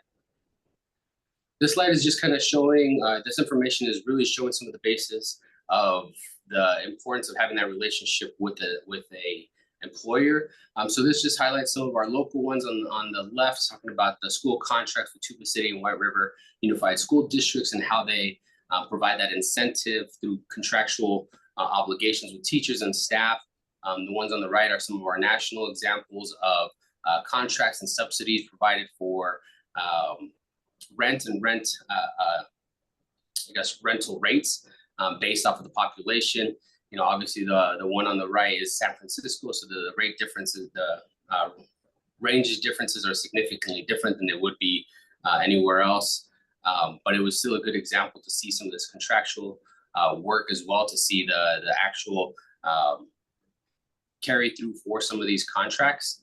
So I just wanted to include that there are several districts that are doing this, all the way from concept to contract with employees and providing those units. White River, I believe, actually has 4 different sets of housing developments right now, 0 vacancies within each one of those because it's high demand. And bilaterals will continue to support these statewide efforts. And then we'll go on to my last slide is just questions, which I believe we're going to be holding on to the end. So if anybody has any questions, please feel free to reach out to me. But we're excited to continue support for affordable housing and co-location. Excellent, Gabe. Thank you so much. We're thrilled to be able to partner with you on this and to be able to feature your great work through the Vitalist Health Foundation. At this point now, I would like to invite Renee. He is with the League of Arizona Cities and Towns. They're doing a lot of work that complements this project extremely well. Mimi, if you could please bring up Renee's presentation. And Renee, the floor is yours. All right. Thank you, Amy. And as Amy said, my name is Renee Guillen. I'm a deputy director at the League of Arizona Cities and Towns. And looking at the attendees, I think we have a lot of municipal folks on here. So there are 91 incorporated cities and towns, and all of them are members of our organization. And we are mostly known for our legislative advocacy, but there are many things we do outside of that world that I wish got more attention. And one of them is model ordinances, implementation guidance, and assistance on key legislation. So, I think one of the main policy debates that I think is happening around the country, and Arizona is no different, is housing and the lack of housing supply, or depending on how you want to look at it, or just the cost for entry, whether it's rents or for getting a mortgage and entering home ownership. So I'm going to talk to you guys a little bit about what's currently available and what we're working on in relation to state laws that have passed regarding housing. And maybe before we get into it, I'll also point out that I am the jack of all trades, master of none for our organization. So I can only go so deep, but if you guys do have questions at the end, I'll do my best to answer them, or if not, try to find you an answer. And so credit really needs to go to Tom Savage. He is our legislative director. And then Nancy Davidson is our general counsel. And she's the one who's been very in the weeds on the items I'm about to present on, and has been working with the staff in many of our communities on these documents. So I think with that, we'll go to the next slide. So I want to talk about what's already available. So last year, we had the passage of Senate Bill 1103. So I tried to keep it simple. So that's just all of these are, like I said, very high level explanations. Basically, the main point of the bill was to empower cities and towns and counties subsequently to move things from the elected body level to the administrative level, right? What's the reason for that? The reason being that in especially smaller communities, you may only meet monthly as a town council. You may take breaks in the summer oftentimes. And so by moving it to the administrative level, that often expedites that process. And you may be thinking, for some of you on this call or on this webinar, thinking, well, we already do that. This is the reminder that if you are a non-charter city, arguably you do not inherently have that authority. So Senate Bill 1103 gave general law cities and towns that clear and counties that clear authority to do so. In response to that law passing, we now have 4 model ordinances. You can see them listed there. We have one for to move at-risk permitting to the administrative level, for site plan approval, self-certification, and then for plats. And so self-certification, looking again at the attendee list, there was a number of Valley cities, and a number of cities in the Valley have already adopted some form of self-certification. For those that haven't, now you have a model ordinance to make that even easier. And that isn't necessarily moving the point of approval away from the council as much as really empowering individual architects and engineers to have the ability to self-certify, ostensibly to again expedite that regulatory approval process. So those are all available now. Just like Gabriel said, those links, which I assume we can send out the presentations or the slides, but those links are live. So if you click on them, they will take you directly. Your browser will instantly download the document for your use. So next slide. So now we're going to talk about legislation that passed this year. And maybe before I get into that, just to give a little bit of level setting or setting the stage. So there were a lot of bills introduced. There have been a lot of bills introduced, I'd say, the last 3 to 4 years regarding housing. This year was no different. There were there is a bit of, well, if you look at the bills introduced, you can see that there are a lot of people trying to tackle this issue from different angles. What I would say is the approach that seems to, from a legislative standpoint, be successful is the preemption of local authority in the name of increasing housing supply. So I say that to say measures that attempt to incentivize certain behaviors, certain type of housing, struggle to get through. So, for example, policies like inclusionary zoning, where I believe Arizona is one of 6 states that does not have that authority, those have not been advanced at the Capitol. Vitalist gave a great presentation, and I believe it's the city of Glendale that's doing great work on that idea of co-locating and having wraparound services to ensure that your low income and affordable housing units are supportive of their residents and sort of either break the cycle of poverty, addiction, whatever it may be, and provide the care those residents need. Policies that are attempting to support that, again, tend to not move. So, I keep a foot in the legislative world, and so I know at times that can be frustrating, again, for entities that are looking to support items like affordable housing, low-income housing, workforce housing that are oftentimes require targeted strategies as opposed to maybe more broader general strategies. So that's kind of the level set of what seems to be most successful. There were only a handful of bills that made it through the complete legislative process, and 4 bills that were signed. So I'm going to go through those now, again, high level, and then just let you know what the league is in process with those bills. So the first one, and these are just in alphabetical order. First one is House Bill 2297. This is on adaptive reuse. So this is that idea of, taking property, usually commercial, and repurposing it for housing. This one pushes, sorry, looking at a different set of slides here, or set of notes, but this is for cities of 150,000 or greater. So if you're smaller than that, this doesn't apply, but certainly nothing is prohibiting you from voluntarily going down this road. But what this says is that 10% of certain commercial buildings have to be designated for adaptive reuse. So there are some exceptions. Again, the bill goes into much more detail. The big things to know would be that your CBD, your central business district, is excluded, and then historic properties can be excluded. There is protection for fire and building codes for doing that conversion from commercial to housing, recognizing that I think one of the successes we had working on this bill is recognizing that I think the public sees a big shell of a building and they think, well, why can't that big shell, instead of being a bunch of offices, be a bunch of condos or be a bunch of apartments? And well, no, and the short answer is, I get that on visual inspection, but when you think about it, that big shell of building that was made for a bunch of offices or cubicles wasn't expecting people to shower in those cubicles, right? There's different needs in terms of water pressure, wastewater. There's just different issues there that need to be contemplated. I think this retains that authority to make sure that these are still quality units that are being put onto the market, not just turn and burn. So what are we doing on this one? We're developing a model ordinance that for those cities that are required to update can use, and again, anyone can voluntarily use, which I think is a big piece of this program, is encouraging cities and towns to adopt these more housing friendly policies. I put on here August.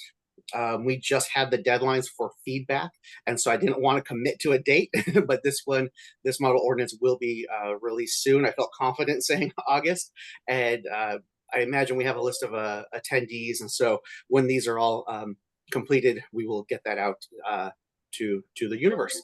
All right, next slide. So ADUs are accessory dwelling units. That is fancy government speak for mother-in-law cottages or casitas, pool houses, whatever you may want to call them.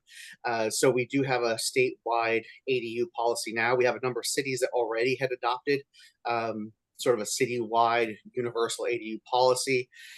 We were attempting to get as close to that as possible to minimize disruption. Your mileage may vary on that, but generally speaking, it allows up to 2 ADUs on a single family lot and an additional third unit if you're bigger than 1 acre. There are preclusions in there. People are probably well aware. One of them was the use of ADUs as short-term rentals. We at the League of Arizona Cities and Towns were pushing to have the authority to prohibit those from being used as short-term rentals, to ensure they're actually used as housing units to house local residents, to give them permanent housing. And for those who aren't aware, I think the push by the legislature was the idea that by being an ADU, typically is a lower cost and then is offered for rent at a lower cost. And so again, following that logic, if you are building an ADU and then putting it on Airbnb or VRBO, you're not actually adding new units to the supply. We were unsuccessful in that, but we're going to try to track the data as best we can, see how successful this policy is at creating new ADUs for use. This applies to a population with 75,000 people or greater. The asterisk there is to check with your attorney. And all these items you check with your city or town attorney. There are some nuances in the language that, again, I would just say need to be reviewed on an individual basis, especially if you're under 75,000. And looking at this is another one where we will have a model ordinance available. Because the law is fairly proscriptive, that's when we were able to create a model ordinance. There is some variability built into it. That one is also very close to being done. So I feel confident saying that this month that will be available for use and adoption. All right, next slide, please. Okay, middle housing. This is House Bill 2721 for those unfamiliar, because again, it's all government terms, right? So middle housing is usually your plex development. In this case, it is defined as duplex, triplex, fourplex, and then townhomes. So that is seen as your middle housing. Where does that term come from? Right, the idea is it's sort of transitioning. This is your starter home, your early purchase. You don't have necessarily a big backyard, as many bedrooms as you want, but this is your first purchase. And the idea being that your footprint is smaller, or your lot size is smaller, your unit is usually smaller, usually brings the price down, then it makes it more affordable than your standard single family detached home. That's the market they're going for. Again, within a mile of a central business district, it basically provides, for lack of a better term, a form of by right zoning, automatic upzoning, if you will, of those properties up to 20% to go to middle housing, as opposed to having to be single family homes. Now, this one is going to be a model ordinance, but it's going to be delayed because, as you can see there, on or before January 1, 2026. I'm not quite sure why they put a delayed date on there. So that one is pending, but we plan to start working on it this year. So we plan to get ahead of the curve on that one. So more to come on that. Next slide, please. I call this the zoning shot clock. This has 2 pieces. This is Senate Bill 1162. That's pretty simple to describe. There's really 2 pieces. One, it requires zoning requests to be completed in 180 days. And then the other piece is a data component. Now, of course, from a housing perspective, it's that first bullet point that's going to be most impactful. Frankly, I think this is the one that probably moves the needle the most, especially when we're talking about rezoning. By putting that 6-month shot clock on there, that to me is the most affirmative expediting measure the legislature passed this year. This one is going to be implementation guidance, simply because there's too much variation in the definitions of zoning and PADs and PUDs. So this will be guidance. That should also be available this month. The data piece, I'll just mention, we'll circle back to that, and we're going to be trying to work as well as we can with some consultants to help you guys comply with that when it becomes effective. Next slide, please. And then I wanted to mention this one. This is not anything that is policy in terms of housing, but it was something that, for lack of a better term, was snuck into the budget. This is on the Arizona Commerce Authority's continuation bill. So as you can see there, it requires reporting from cities, towns, and counties regarding the wait times, or how long it takes for you to get permits zoning applications, and final plats approved. There's no population carve out, so this is for everyone. I want to mention this because, frankly, this data we suspect will then get used in the future to perhaps draft and inspire future legislation regarding the approval process for permits and zoning applications and final plats. We are currently working with counties as well as the Arizona Commerce Authority to try to coordinate and help them as much as we can, because this is not their usual domain. So I wanted to just make sure everybody on the meeting was aware of that.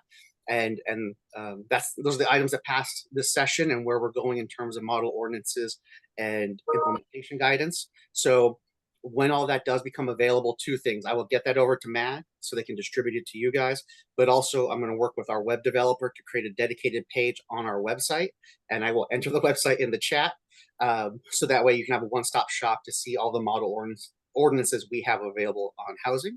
And that concludes my slides, and so I think I'll hand it back over to Amy. Great. Thank you so much, Renee. Great presentation. Really appreciate you being able to share. It was particularly important because you do have so many great model ordinances already, and we want to be able to make sure that we fully leverage those as folks are requesting technical assistance. So that might be an example where somebody might ask for help in that area, and we might be able to work with the league in order to provide that assistance, as well as the Matrix Design Group. If we can please turn now to Terry Benelli. She is the head of LISC, another valued partner in this space. She does not have a PowerPoint presentation, but she does have a great presentation for us. Terry, the floor is yours. Thanks a lot, Amy. And thanks, Renee. That was a lot of information. I think you've heard about the public's desire to help solve this affordable housing crisis that we're in the middle of here in Arizona. And I'm going to come at things from the private sector. Although LISC, which is a Department of Treasury non-depository bank, does play a role in government and connecting government with the private sector. So I know LISC is a little bit of a mouthful, and folks are always saying, you know, what is a LISC? Really, the secret to our name is to read it backwards. So we're a corporation that supports local initiatives. And this initiative that I happen to be talking about today is around our affordable housing work. So we are a community development financial institution. Our main goal in life is to lend and provide financial services for projects like affordable housing to be built. We're the largest CDFI, community development financial institution, in the country. We have a $2 billion balance sheet, but we also act as an intermediary, which means we support capacity building, and that's really what I'm here to talk about today. We've been around since 1979, and here locally in the affordable housing arena, we've worked with entities like Native American Connections, A New Leaf, and most recently Copa Health, to assist them to incorporate affordable housing development, so, you know, construction and management of affordable housing into their programming. And there was an effort that Amber is going to talk about after me called the Metro Phoenix Affordable Housing Collaborative. And that collaborative has met for a couple of years. And one of the gaps that they identified is the desire for some nonprofits to enter into this housing, affordable housing development space. As you can tell from today's, presentations, everybody's interested in helping to solve this crisis that we're in the middle of here in Arizona, as well as our as well as our nonprofit folks out in the community. We have run the Housing Developers Training Institute throughout the country for over 30 years. We have never brought it to Arizona.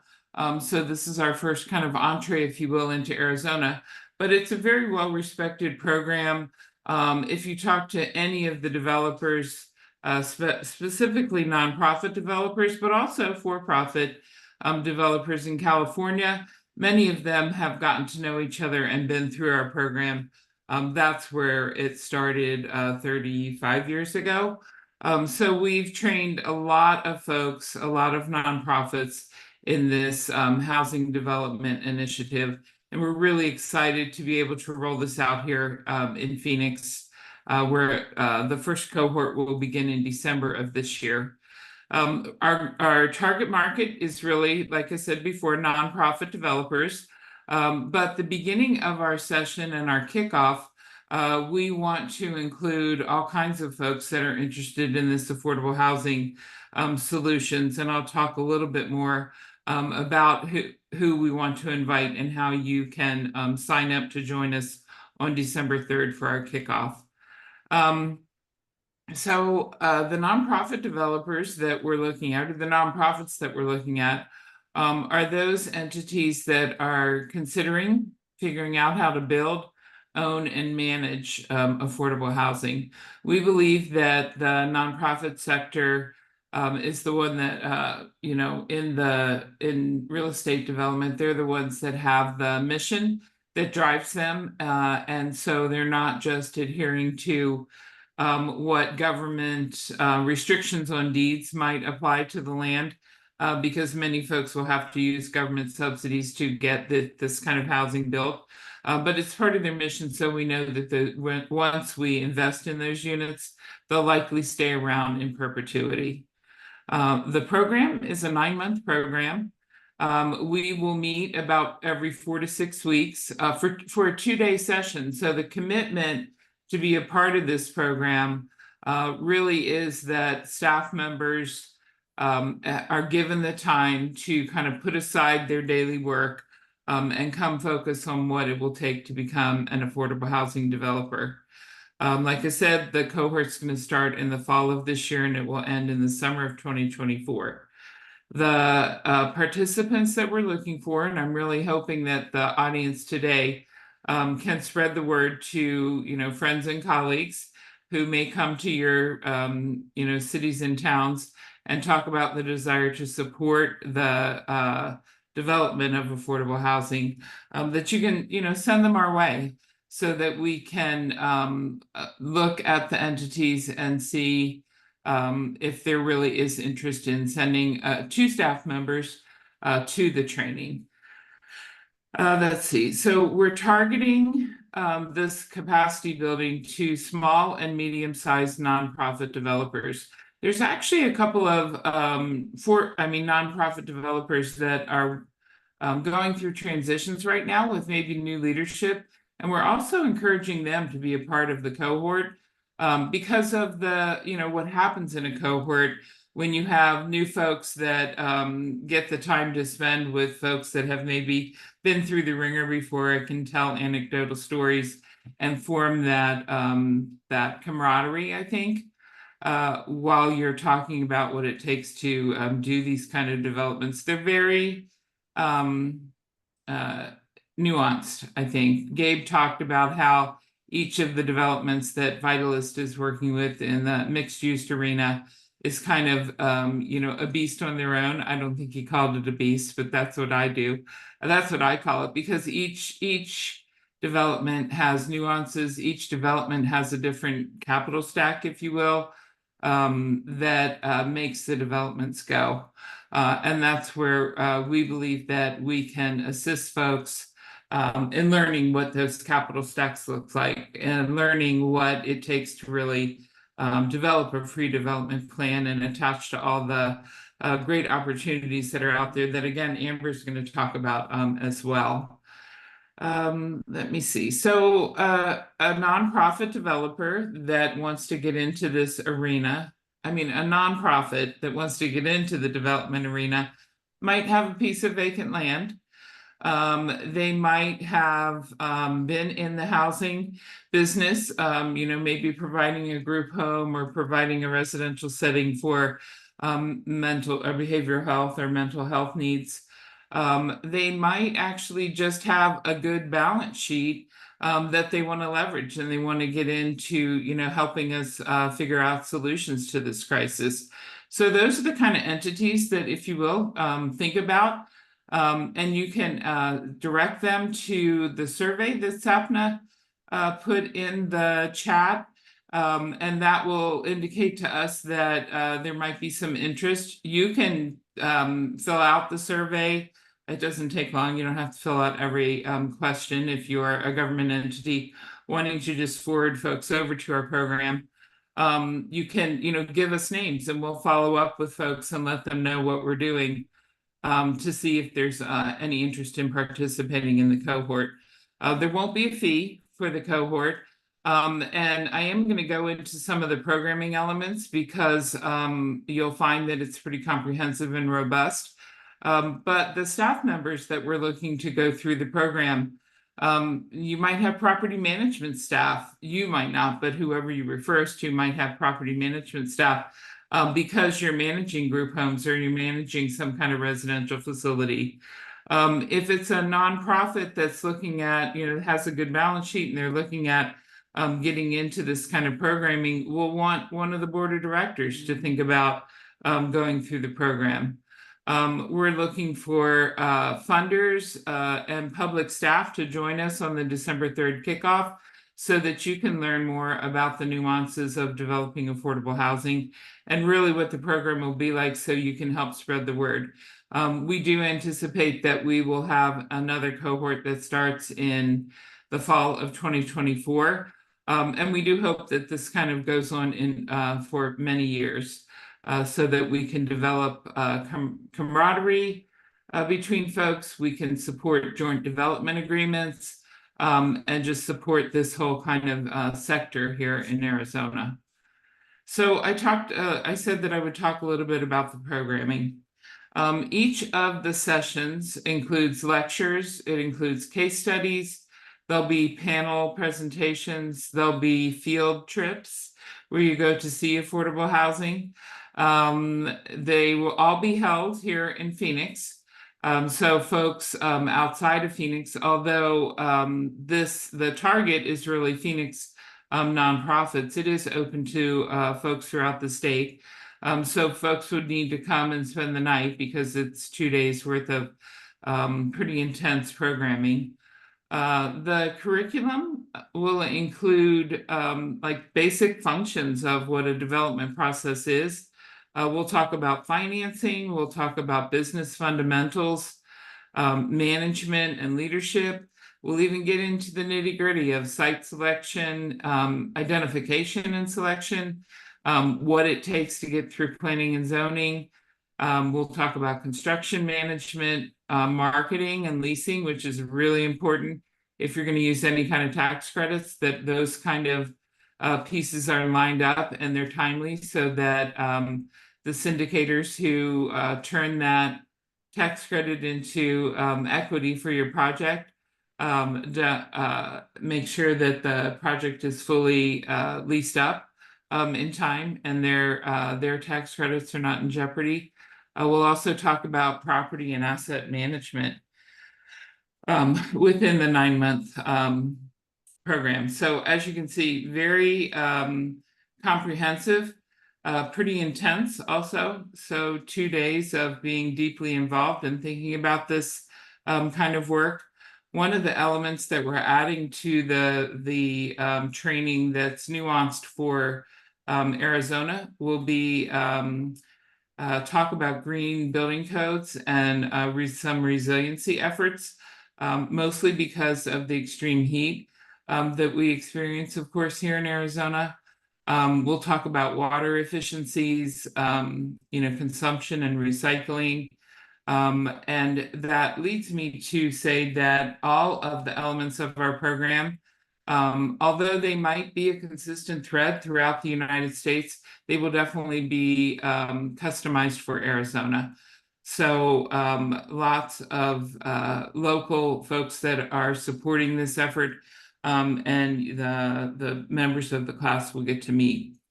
There's board training for nonprofits that are really considering moving forward with adding this kind of pillar to the services that they provide the community. It's really important for boards to understand this housing piece because it's going to look different on the financials that they're fiduciarily responsible for. The class will have pre and post testing, not for the board, but for the folks that are in the cohort. And mostly so that we can learn where the next pieces really fall into our programming. We have one-on-one assistance for the participants. They're coaches, they're mentors, they're folks that dig deep. We have regular office hours for the folks in the cohort where they can, come in, and most of the consultants, by the way, are coming in from out of town to teach this. But they'll have hours, office hours for that extra help when, something was mentioned during the class time, and you go back and review your notes and you're like, what the heck were they talking about? But outside of that one-on-one assistance, we will have coaches and mentors that will take the entities that kind of move along the process and really decide that, yes, this is something we're going to do. Again, they might have a piece of property, they might have the balance sheet to make the first project go. And so we'll have a mentor and coach that will be able to follow along as they do their first project, supporting them in picking a joint development partner, which we think is really important for your first project. We'll provide some access to architects, attorneys, and accountants that can help folks set up their initial projects. And then finally, the last couple of elements of the program is that for those that move forward with the project, there'll be a small grant for pre-development work. And then finally, and this will be a good transition, Amy, over to Amber, is that Amber and I are thinking that there may be an opportunity for those folks to be able to access the pre-development funds that Arizona Community Foundation, has been involved in, and Amber's going to talk about. And I'll pass it on to Amber now. Thank you so much, Terry. Great presentation. Really appreciate your comments. I'd like to introduce Amber Starr with the Arizona Community Foundation. They're a great partner and have been since the very beginning in all of this work. So without further ado, Amber, the floor is yours. Hi, thank you. Thank you, everyone, partners, colleagues. I'm so blessed to work in this space with so many thoughtful and compassionate leaders and thought leaders. So thank you, Terry, for all of the for the lead up. Really, you teed me up perfectly, so that's wonderful. I'm Amber Starr. I work at the Arizona Community Foundation. I am the Community Impact Officer for Program-Related Investments.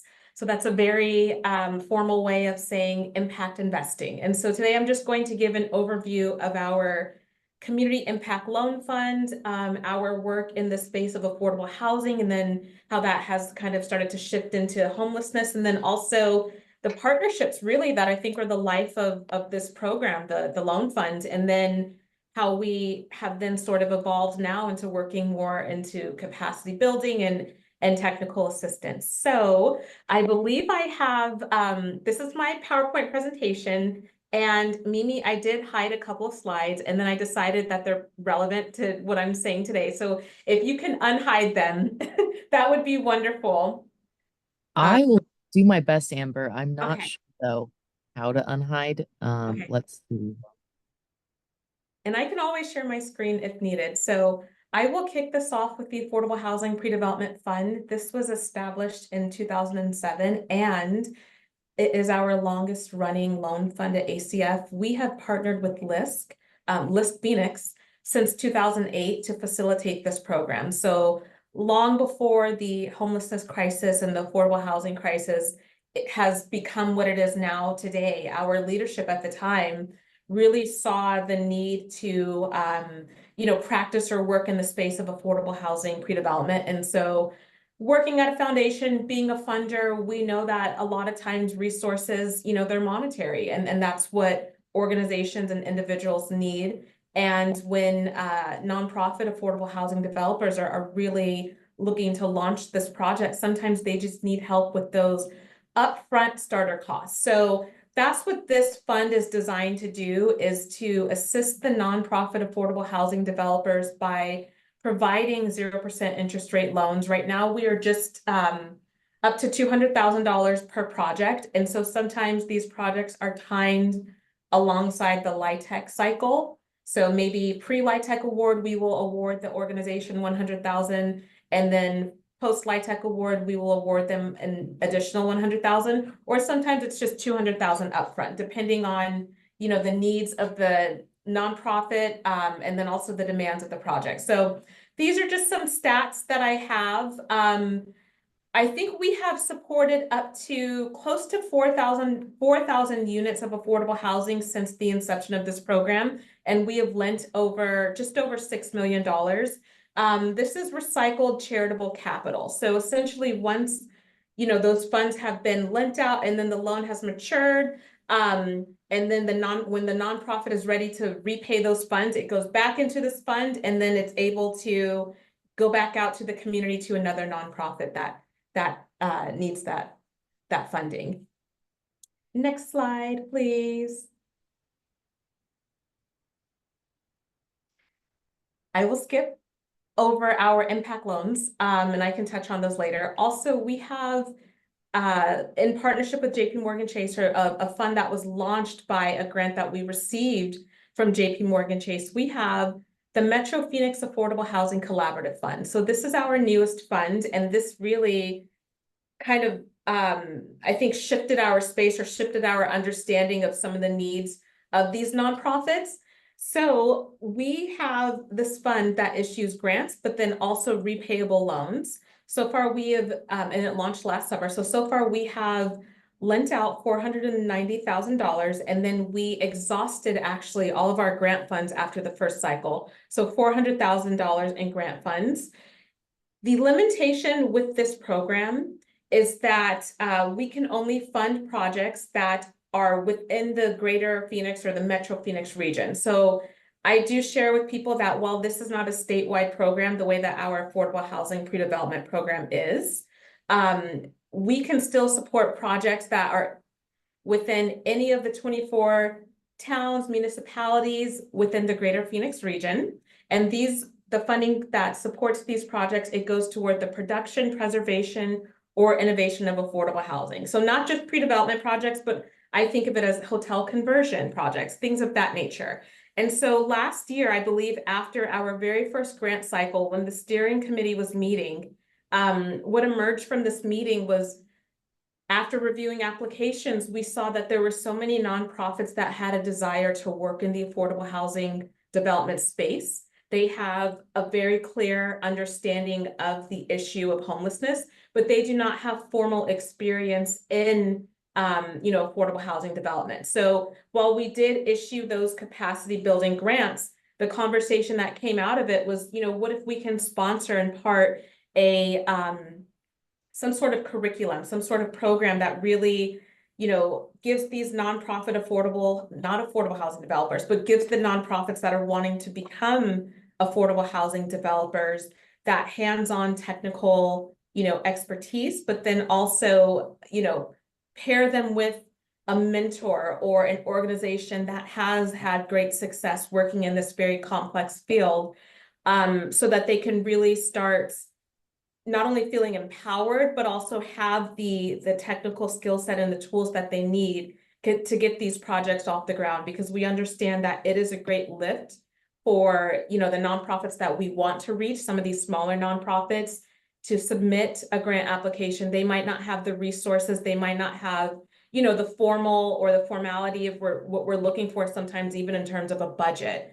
And we don't want the answer just to be a blanket no, because we know that it is so hard, for us to reach these communities, but then in turn, a no for some people can very easily just turn them away from ever wanting to do this. So we will be, as Terry mentioned, we are partnering with LISC, and we're very excited to launch the HDTI program later this year. Again, touching on the survey that Terry linked in the chat. I believe I filled out the survey, and then I've also sent it to colleagues of mine working in this space. So we are looking right now to tailor the curriculum, to the needs first and foremost of this target audience. So that is kind of one of the areas that we work in terms of, advocacy as funders, and really trying to understand and not be so far removed from the issue. Other technical assistance initiatives that we have, I would say they're a little bit more informal sometimes in nature, but we do also partner with MAG, with Amy St. Peter, for a tribal affordable housing webinar. And so this is a semi-quarterly webinar. And then I have a note. I believe we have one other initiative that we are, that I think I'm kind of very passionate about, and it intersects with the work that Gabe does, is our faith leaders for affordable housing. So that's more of a policy-driven and advocacy group. And I have, if I can share my screen, I can touch really quickly on our impact loan program. Thank you. So I'll just share really quickly. And so these are the slides that I hid because I wasn't sure if they were relevant to this panel, but also we do provide very low interest rate loans to nonprofits, schools, public entities statewide. These loans are going to fall along the lines more or less of commercial lending. So they're going to be for projects that are looking for either to secure or acquire property. Maybe the organization has that property and they're looking for funding for, capital improvements or, renovation or construction. So we fund projects statewide. Right now, our interest rate is, I think we're at 4.5%. Anywhere between 4.5% to 5.5%. We lend up to $1.5 million. And so I just provided just a few examples of some of the projects that we have funded in the past. Sahuarita Food Bank, for those who attended the Rural Policy Forum last week, a gentleman from Sahuarita Food Bank, he spoke and he was able to share some of the work that they have done in the community, also in partnership with the Arizona Food Bank Network. And that was our most recently funded loan for $1.3 million. We helped them acquire a warehouse in Rio Rico, Arizona. So, working with organizations that are first and foremost doing what they can to respond to the needs of the community, but also trying to touch on, tribal nations and rural communities as well, making sure that our lending is as equitable as it can be. Of course, there's always challenges, and we have, we do have blind spots, so we're working to improve those. And then this is just some stats. Also, we funded, if anyone attended the grand opening ceremony for the Monroe Abbey earlier this year, we partnered with, again, another partnership-oriented program. We partnered with LISC, their national bank out of New York, or I should say CFI, and then also the Phoenix IDA to help lend in part up to $1.5 million for this project. I believe it was a $6 million project in total, so that Terry Goddard can, reinvigorate the space and also, really see his vision and his dream realized after many years of having this property. So historically, we've lent just over 22 million.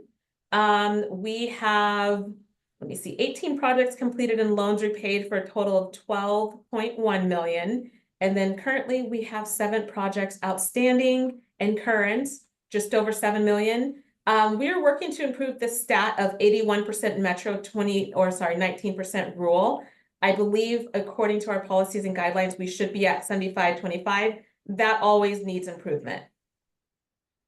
And then our last program, just for lending, in terms of another partnership that we have, it's with the USDA. So we fund specifically projects in rural communities for new municipalities that are looking for bridge loan funding up to 1.2 million. The majority of these projects have been wastewater treatment plant improvements.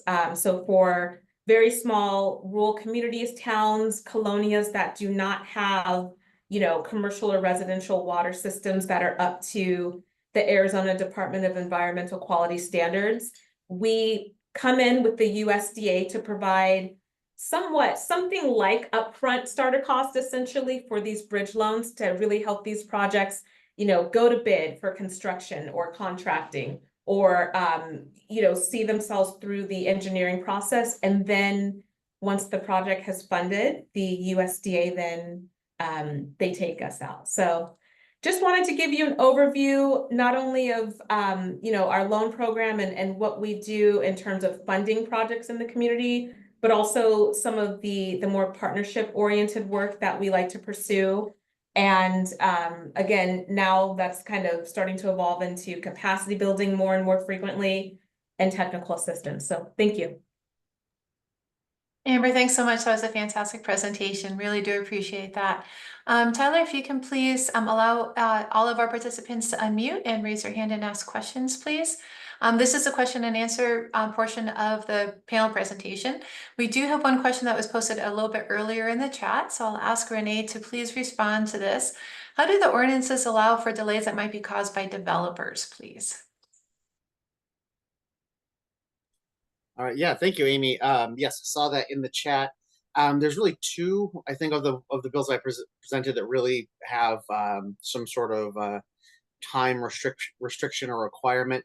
With Senate Bill 1162, that is the 6-month shot clock or 180 days. And of course, now that I have it, I can't pull it up. Where'd it go? There it is. So there are provisions in that one that allow, so one, and sorry, I may cause some trauma for some of you that may remember me from way back in the day of Senate Bill 1598 and talking about licensing timeframes. So there is a scheme. So we have the Administrative Procedures Act in Arizona, which is modeled after the Federal Administrative Procedures Act. And that required cities and towns to come up, and counties to come up with a number of licensing timeframes with certain exceptions. And a big piece of that is administratively complete. So that's one of the guardrails, is that clock on the zoning doesn't start until the application, the zoning application, is administratively complete. And then basically the licensing timeframe rules apply. So when it is with the applicant, the clock stops. So you don't get told for the time that they hold it and you can't work on it. And then also there are provisions in there for extension. So there's a city can do an extension just by their own choice, which is supposed to be like we just need a little bit more time to finish. That was the premise. But I think then the big one is if an applicant requests an extension, the municipality may grant extensions of 30 days for each extension granted. And this was us pushing on the fact that there are circumstances where a applicant is not ready to go and they're waiting for some sort of information, something, and they want the delay because they'd rather delay than be declined, right? So for the shot clock, those are the guardrails you have. You have the administrative complete. You have the fact that we pause when the city or town can pause when they don't have it. And then the fact that you have opportunity to extend either by the city or by the applicant. And then the other one is on the Arizona Commerce Authority data reporting. So that's a big one. So that is obviously not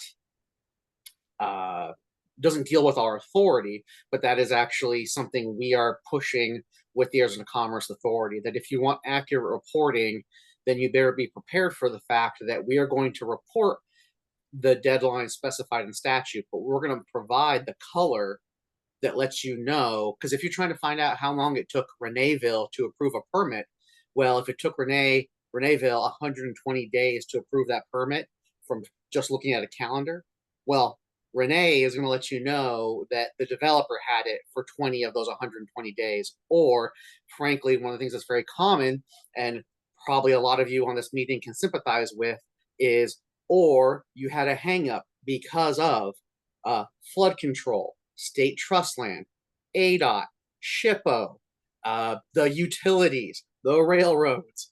There are a lot of other entities that can cause a delay in getting a permit through because you need to get other forms of permission first. And we want to make sure that's communicated and understood as part of that total timeline. So I hope that answers the question.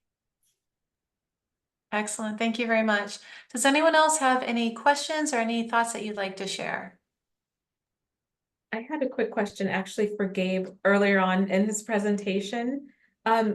Gabe, did you mention that typically it's easier for rural communities and tribal nations to like launch affordable housing projects more so than like metro or urban? I mentioned it relatively quickly, but Amber, thank you for bringing that up. Yes, currently in our state statute, our rural and tribal, as it's written, rural and tribal communities, specifically those government entities, can build teacherages, which is a old colonial term, but specifically build housing for teachers and staff. So it's written currently in statute that rural and tribal can build them right now by right, quote unquote, and having some of the liberties of being a government agency. Zoning typically doesn't apply in the same way, so there's additional liberties in that. But we're working with legislation right now to see if we can make it a little bit easier for our urban districts, looking to do the same thing to make it a little bit easier for them. But yeah, thank you for bringing that up. Thanks. Thank you. Any other questions or comments from our participants or the panelists? I have a few questions as well, but I want to make sure that I defer to all of you first. Okay, for our panelists then, if you can please give examples of when local and tribal governments have worked really effectively to address housing in their communities, and if you could share what contributed to their success, and anyone can jump in as wanted. I'll continue on with some of the rural and tribal.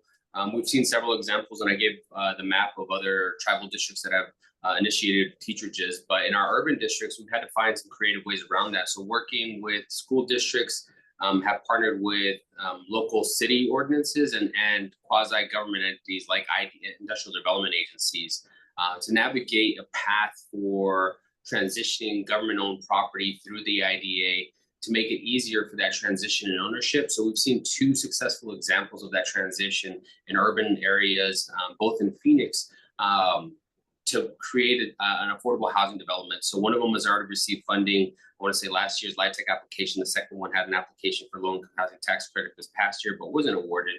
So they'll be going out either for a 4% tax allocation or going again next year. But we've seen the city of Phoenix work with these 2 school districts and the quasi-government entity to have that transition to use that identified piece of property specifically for affordable housing and addressing that. So we've seen some great success in that and partnering with multi-government agencies and seeing that transition. So we're really excited about that.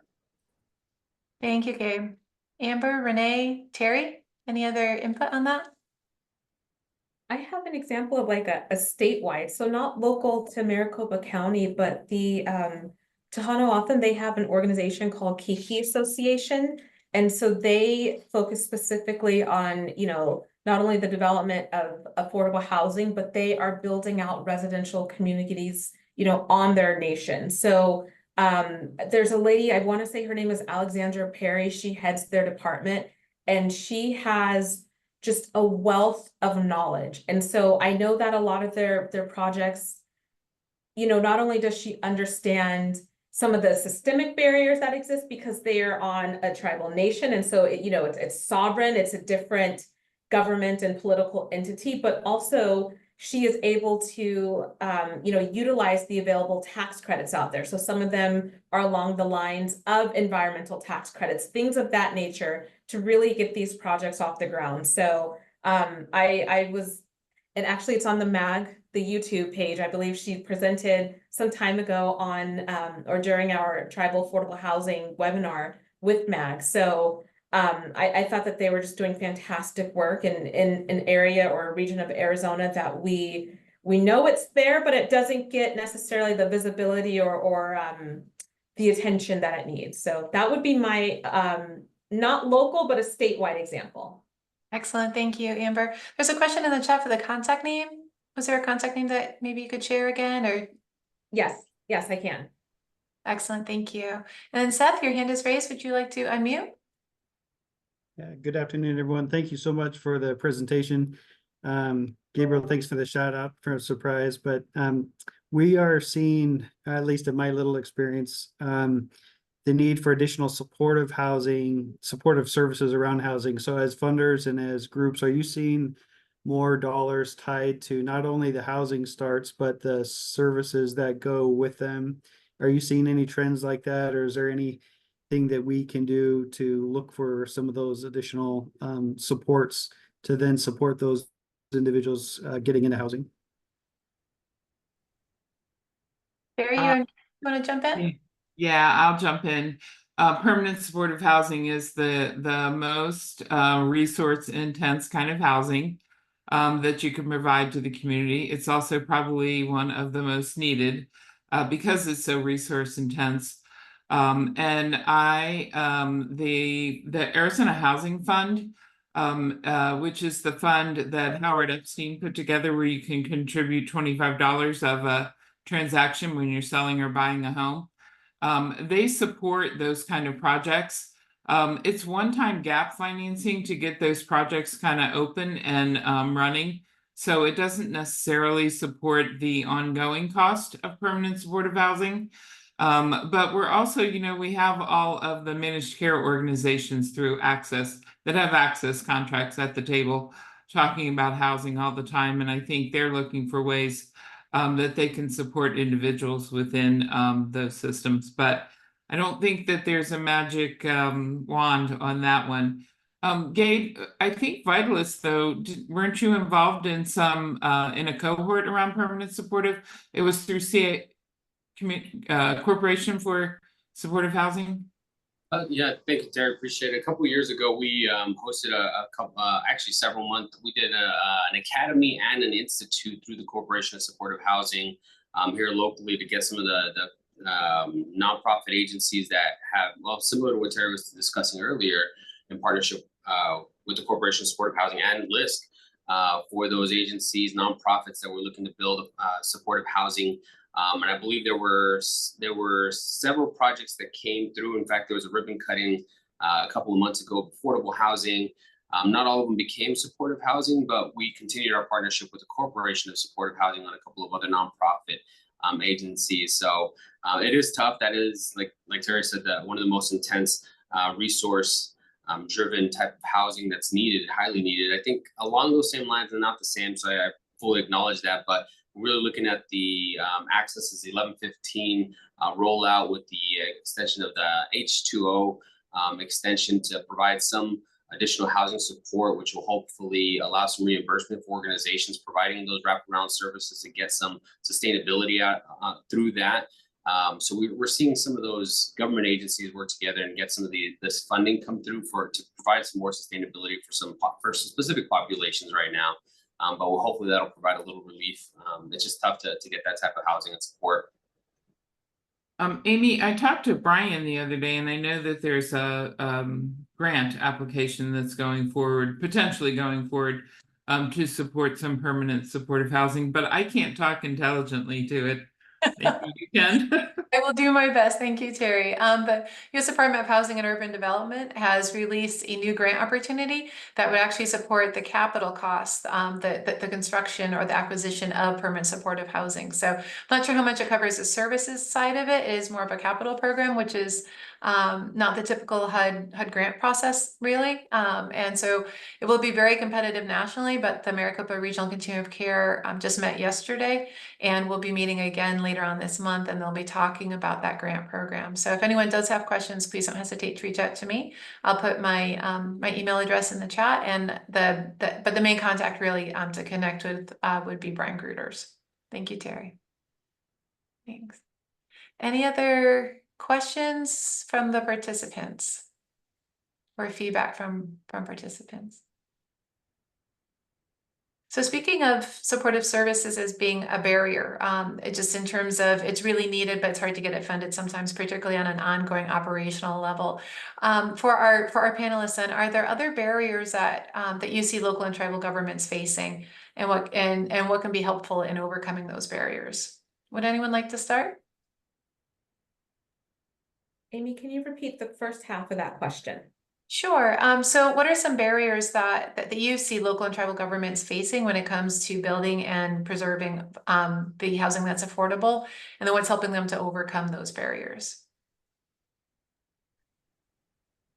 Can I, without being overly political, I think some of the challenges that I think I've observed also is navigating, advocacy versus kind of delicately not trying to lobby. I think that's a major challenge. And then I think just working to really improve political will and really get a lot of not only like local politicians, but also some of our state representatives educating them on affordable housing. I think it is still highly stigmatized. A lot of times people, they hear affordable housing or they immediately come out against it because property values are going to decrease, and the NIMBYism, it rears its head in terms of the population that they believe the housing might be tailored towards. So a lot of it, I believe, is advocacy and letting people know that, this is not only a political issue, but I think it's one of the greatest issues, not only within our state, but nationwide, but also,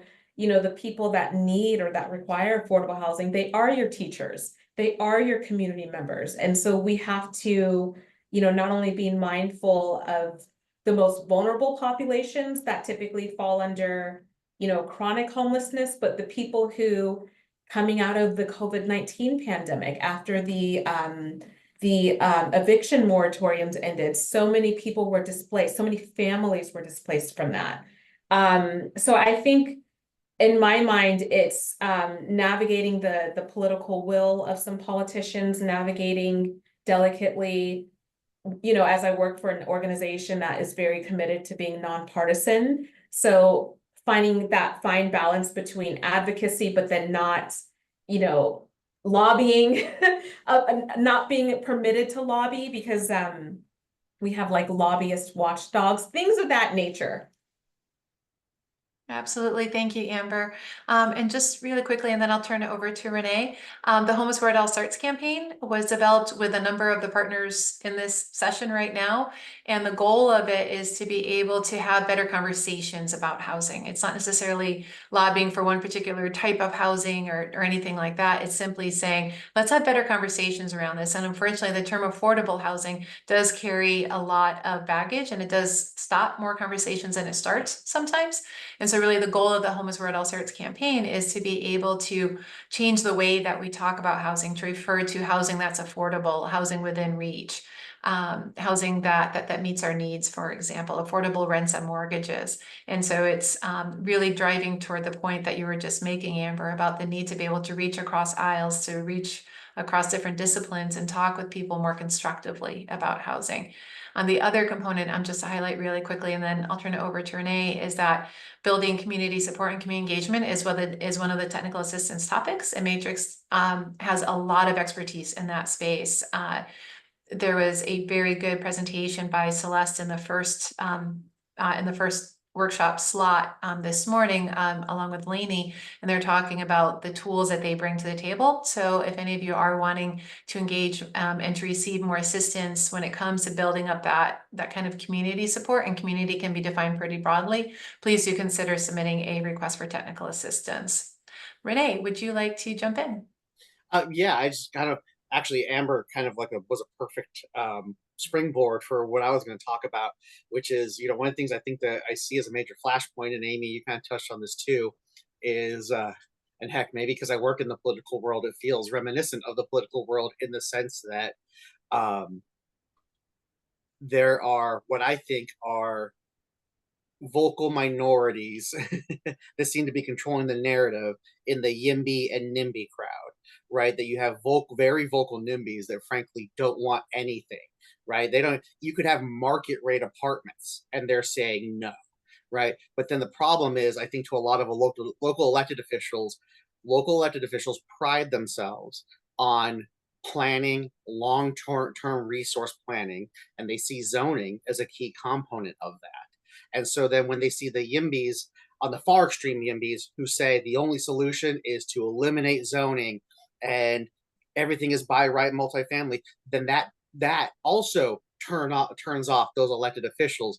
And to your point of getting more people of those voices in the middle to say, well, let's have a conversation about what our community's needs are, and then how we meet those needs, and what are the kind of housing types and projects that we need to support that.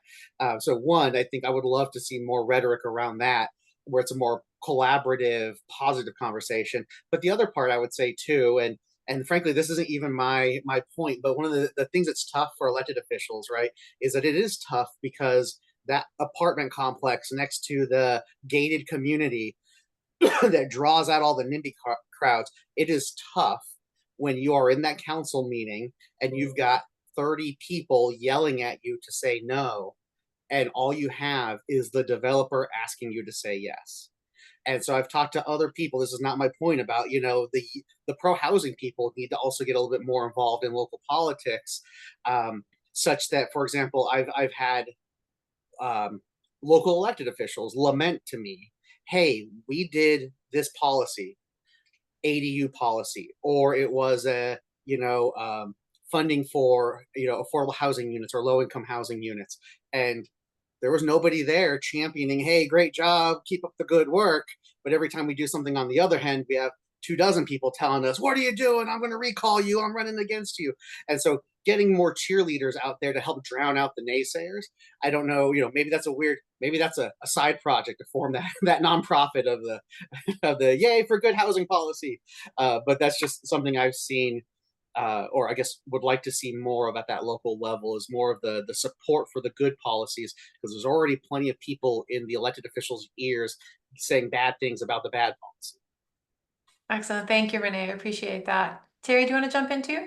Yeah, I just wanted to let everybody know that I stuck one of our e-blasts in the chat about how we worked with a group in Tempe, a neighborhood in Tempe, to support an affordable housing project that was on Apache Boulevard, and just kind of a different spin, if you will. It's not a spin, a different story on how we worked with those neighbors to support an affordable housing project that was actually going, the entity Copa Health was going after a city RFP, I think, for the vacant piece of property. So it's just, it's our support of the community and community engagement that's like what we call true community engagement. That's wonderful, Terry. Thank you. We are getting close to our break and our transition to the afternoon workshops. Would our panelists like to offer any other kind of closing thoughts to the panel presentation?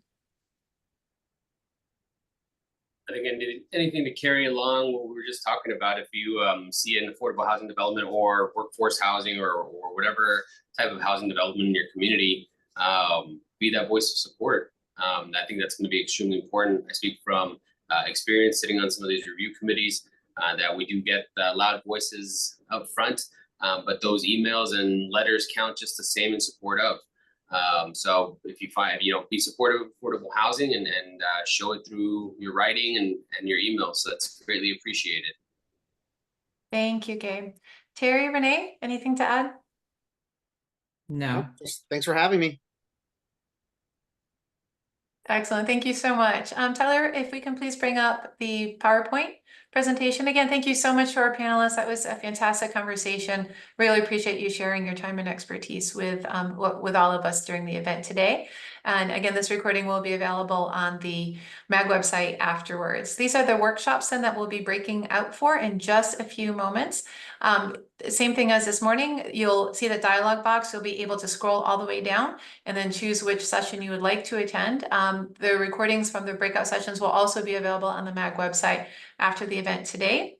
And before we break out though, Tyler, if you can go to the next slide, please. Thank you. So for more information, again, this is a QR code for where you can access all of the event information on the MAG website. That does include the post-event survey. You have a separate QR code to go directly to that survey. Please do let us know your feedback about the event. We'd love to learn from you as we plan future events. You will be able to access the recordings and particularly the technical assistance form. Please do request assistance. If you are interested in, for example, a housing study or community engagement, anything like that, please reach out. If you have questions about that forum, about projects that may or may not be eligible or right fit for this, don't hesitate to reach out and let us know. We'd be happy to have that conversation with you. On September 13th, we will close the application process, review the requests received, and then be able to prioritize those within the budget that we have. Hopefully it'll be more as we are seeking more funding for that.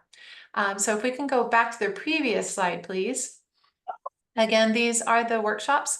They will begin at 2 o'clock today. They'll run through 3 o'clock. At that point, at 3 o'clock, this event will have concluded.